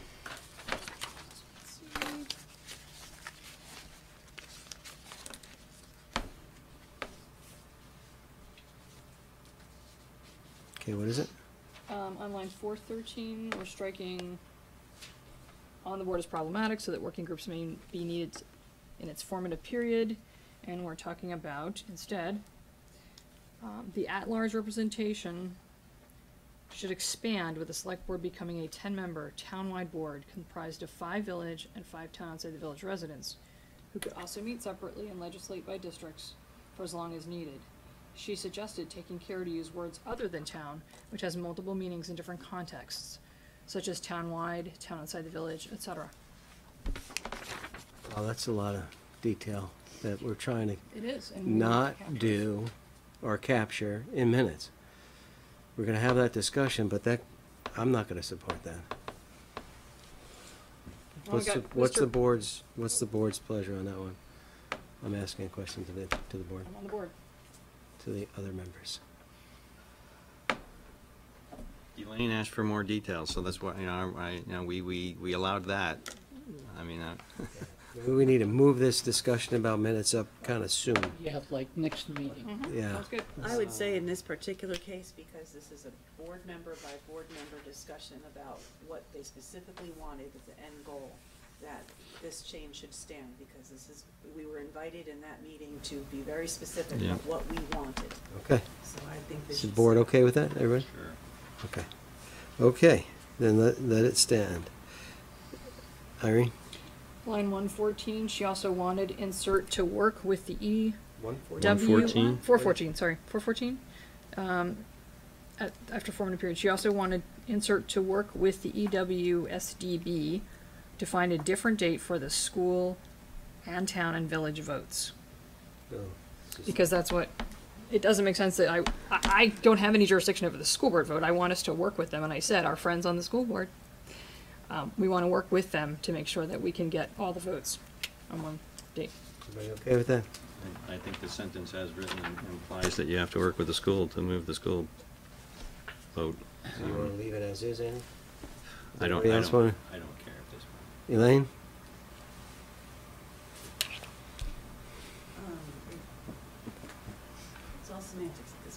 Okay, so then we'll let it stand. What does stand mean? We'll put the change in, sorry. Yeah. Sorry. Page 10? Good grief. 474, insert in the middle, she also wanted insert equal town inside the village and outside the village representation. Anything else on 10? 11? 12? Okay, all those in favor of the April 25th, 2018 Select Board minutes with corrections signify by saying aye. Aye. Aye. All right, passes 5-0. That was painful. Okay, we're moving on to consent items. I move approval of the consent agenda with select board under comments. Do I have a second? Second. Thank you. All right. Any comments? Yep. Okay. Yeah. I saw Elaine first, and then I'll come back to you, Andy. Sorry, we're on consent, not reading file. We're on consent, yeah. I just, usually there's a huge stack of check warrants here. Oh, be right back. Good one. Oh, there'll be even bigger one next time. Okay, is that what your comment was for Yes. consent? Okay, Andy, you have some for the reading file? Okay, anyone have anything on the consent? And again, I want to just say thank you to the staff for modifying the agenda to have consent and reading file things separated. I'm sorry we didn't have it for when it was human services and we had the 1,000-page one, Elaine, but, so thank you. I like continuous improvement like that, that's great. Okay, so, all those in favor of the consent? Well, any further discussion on the consent? It's another great idea from the village trustees, right? Don't they have a reading file section that we didn't? Yes, we always do. have? So, thank you, trustees. Okay. We like And taking best way. That's what all that alignment stuff is. Okay, all All those, those keeps you from having to read 1,000 pages that you didn't have to. absolutely. That would be. all those in favor of the consent agendas, or items, I guess, signify by saying aye. Aye. Move to adjourn. We're gonna move on to reading file. Yeah. Green's made a motion to adjourn. I'll withdraw it. Go ahead. Okay. Andy had a question about the reading file, and then I have a question. Yeah, yeah, I wasn't gonna adjourn until we took care of the agenda, so. So how do we, sorry, but I have to ask, how do we treat the reading file? Is it just comments? We don't have to have, there's no motion associated with it or anything? As I understand it, the reading file is things that are for information or may come onto a future agenda. You are certainly welcome to ask questions that would help staff to have them in advance of any future meeting. You can also email us a question. I did email a couple of them. I did email the questions to you, but I was surprised I didn't get any response. I didn't get much response this time. It depends on when they were emailed. We may have. They were emailed at 9 o'clock Saturday morning, but yeah. But anyway, it doesn't matter. It's not that important. Not that important, really isn't. The item B, 7B, there's a typo in there that says, there's a references select board meetings of November 4th, 2018. That's in the future. Yeah, that was 2013. That was a typo. That was typo for 2013, right? Sorry, yeah. The other thing, next thing is the hearing in Montpelier, the Department of Liquor Control. Can we get some sort of discussion or information about jurisdiction? You know, why are there, you know, we're going to have our own hearing, they have a hearing. Our attorney is looking into the jurisdiction that the town has. Okay. Yeah, and for that, we might want to wait till we hear, till after the state has their hearing and their results. Right. So, because it may just be moot for us to do anything beyond that. So I would propose that, yeah. And Yes, we are waiting to see what the state does. We got conflicting information as to what our authority was, and we were actually quite wise to wait because the information we got might have gotten us into a lot of hot water. So we actually, so we're checking in, but it's very likely that we only have the powers that are in the town's ordinance, which is quite limited to what you can do. So it is appropriate to wait to see what the state does, and we will be back to you. All right, and then the last thing is I thank you for reaching out to Aunt Dot's Place and the Prevent Child Abuse, and also for accepting, at least at this point, the Jericho Food Shelves application as well. I know we'll have the discussion in June. Sure. We'd like to have as many applicants as possible so that the money that is being provided by the town taxpayers is put to good use. And on that note, if you have something that you need Evan to do, but you know the staff is probably going to do it, it still needs to go to Evan, and don't copy any of the other staff. It needs to be really clear, and then Evan's going to be the cop to direct traffic to who it needs to go to, so that there's no confusion on the staff's part as to what they're supposed to be doing. Evan will control it, okay? Thank you. You confess I've been copying Greg, is that? That's fine, and that's why I'm saying others have been doing it too. Okay, you just said Evan, so Send it that's to why. me as the top line, and a lot of times, I will ask Greg to do it, but I want to be able to send it to him. I prefer you just send it to me. Okay, and so I'll so I'll CC start. it. So do the Yeah, I'll CC you him. just looking But for clarity. understand- Only Evan, not Greg. But Correct. but Okay, understand thank that I'm probably at least a full day behind in emails. So if it's something, I would venture to say if it's something for the agenda, which if you're sending it on a Sunday or a Monday, We're not paying them to work weekends too. so we're gonna have to work that out. If it's for the agenda, because again, I'm trying to, do a bunch of things maybe. So one of the things that I had mentioned is if you do send an email, you might want to send me a text to let me know there's an email. I do text. And even if it's just a simple, hey, I sent you an email, please check. Because of time, I'll get that. And I just try not to do emails on Sundays. So I want to make sure it's clear. Any request for whatever, just Evan, no copy of. Right. In the past, we've been asked to include Greg. Yes, that's why I wanted to announce that. Thanks for the that change. Elaine. Ask everyone's indulgence for one more minute. Regarding the reading file, I believe a few meetings ago, I had asked if trustee minutes could be included in the reading packet.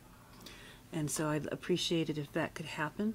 And if you're looking for examples of minutes, that would be a suitable happy medium between detail and summary. Mary Ann Riordan is the secretary for the Board of Trustees, and her minutes are satisfactory. I think they meet a medium that you might be interested in seeing. We may use that as an example when we have our an example, exactly. The other thing I just wanted to suggest was the reading file idea is awesome, and I'm really glad we have it now. Another opportunity that we could use is, for example, on the trustees, we do the reading file after the consent agenda, and it's an opportunity. We also have trustee concerns and questions. It's an opportunity at that time for board members to have a conversation, rather than possibly having board members take part in the public to be heard portion, which really belongs to the public, and that's their. We're not the public when we're sitting at this table, so perhaps it might not be a bad idea to have a separate place where the public gets to speak first, because they're here and they're watching and they're talking about stuff that's not on the agenda. And then later on, after all the other business is done, that's when the select board members can chat about, I went to this meeting, or I had a constituent call me, or I have a question about something. It's just something to consider in changing the way we bring up off-the-cuff topics. As part of our alignment work, that's something we could do. Okay, anything else on reading file? Andy? I'm not in favor of adding other entities' minutes to our agenda. We used to have the planning commissions on there. We never did anything with them. This one might be a little different because of the work we're doing with the village at this point. I think we all know where to go find them on their website. You can go look at them if we're interested in them. So And it'll be less work for staff to have to I'm not add in those favor two. of adding just for the sake of making it easy for us to find. Is everybody, what's the thought? Okay? I'm okay as is. Okay, so now we're done tonight. We can adjourn.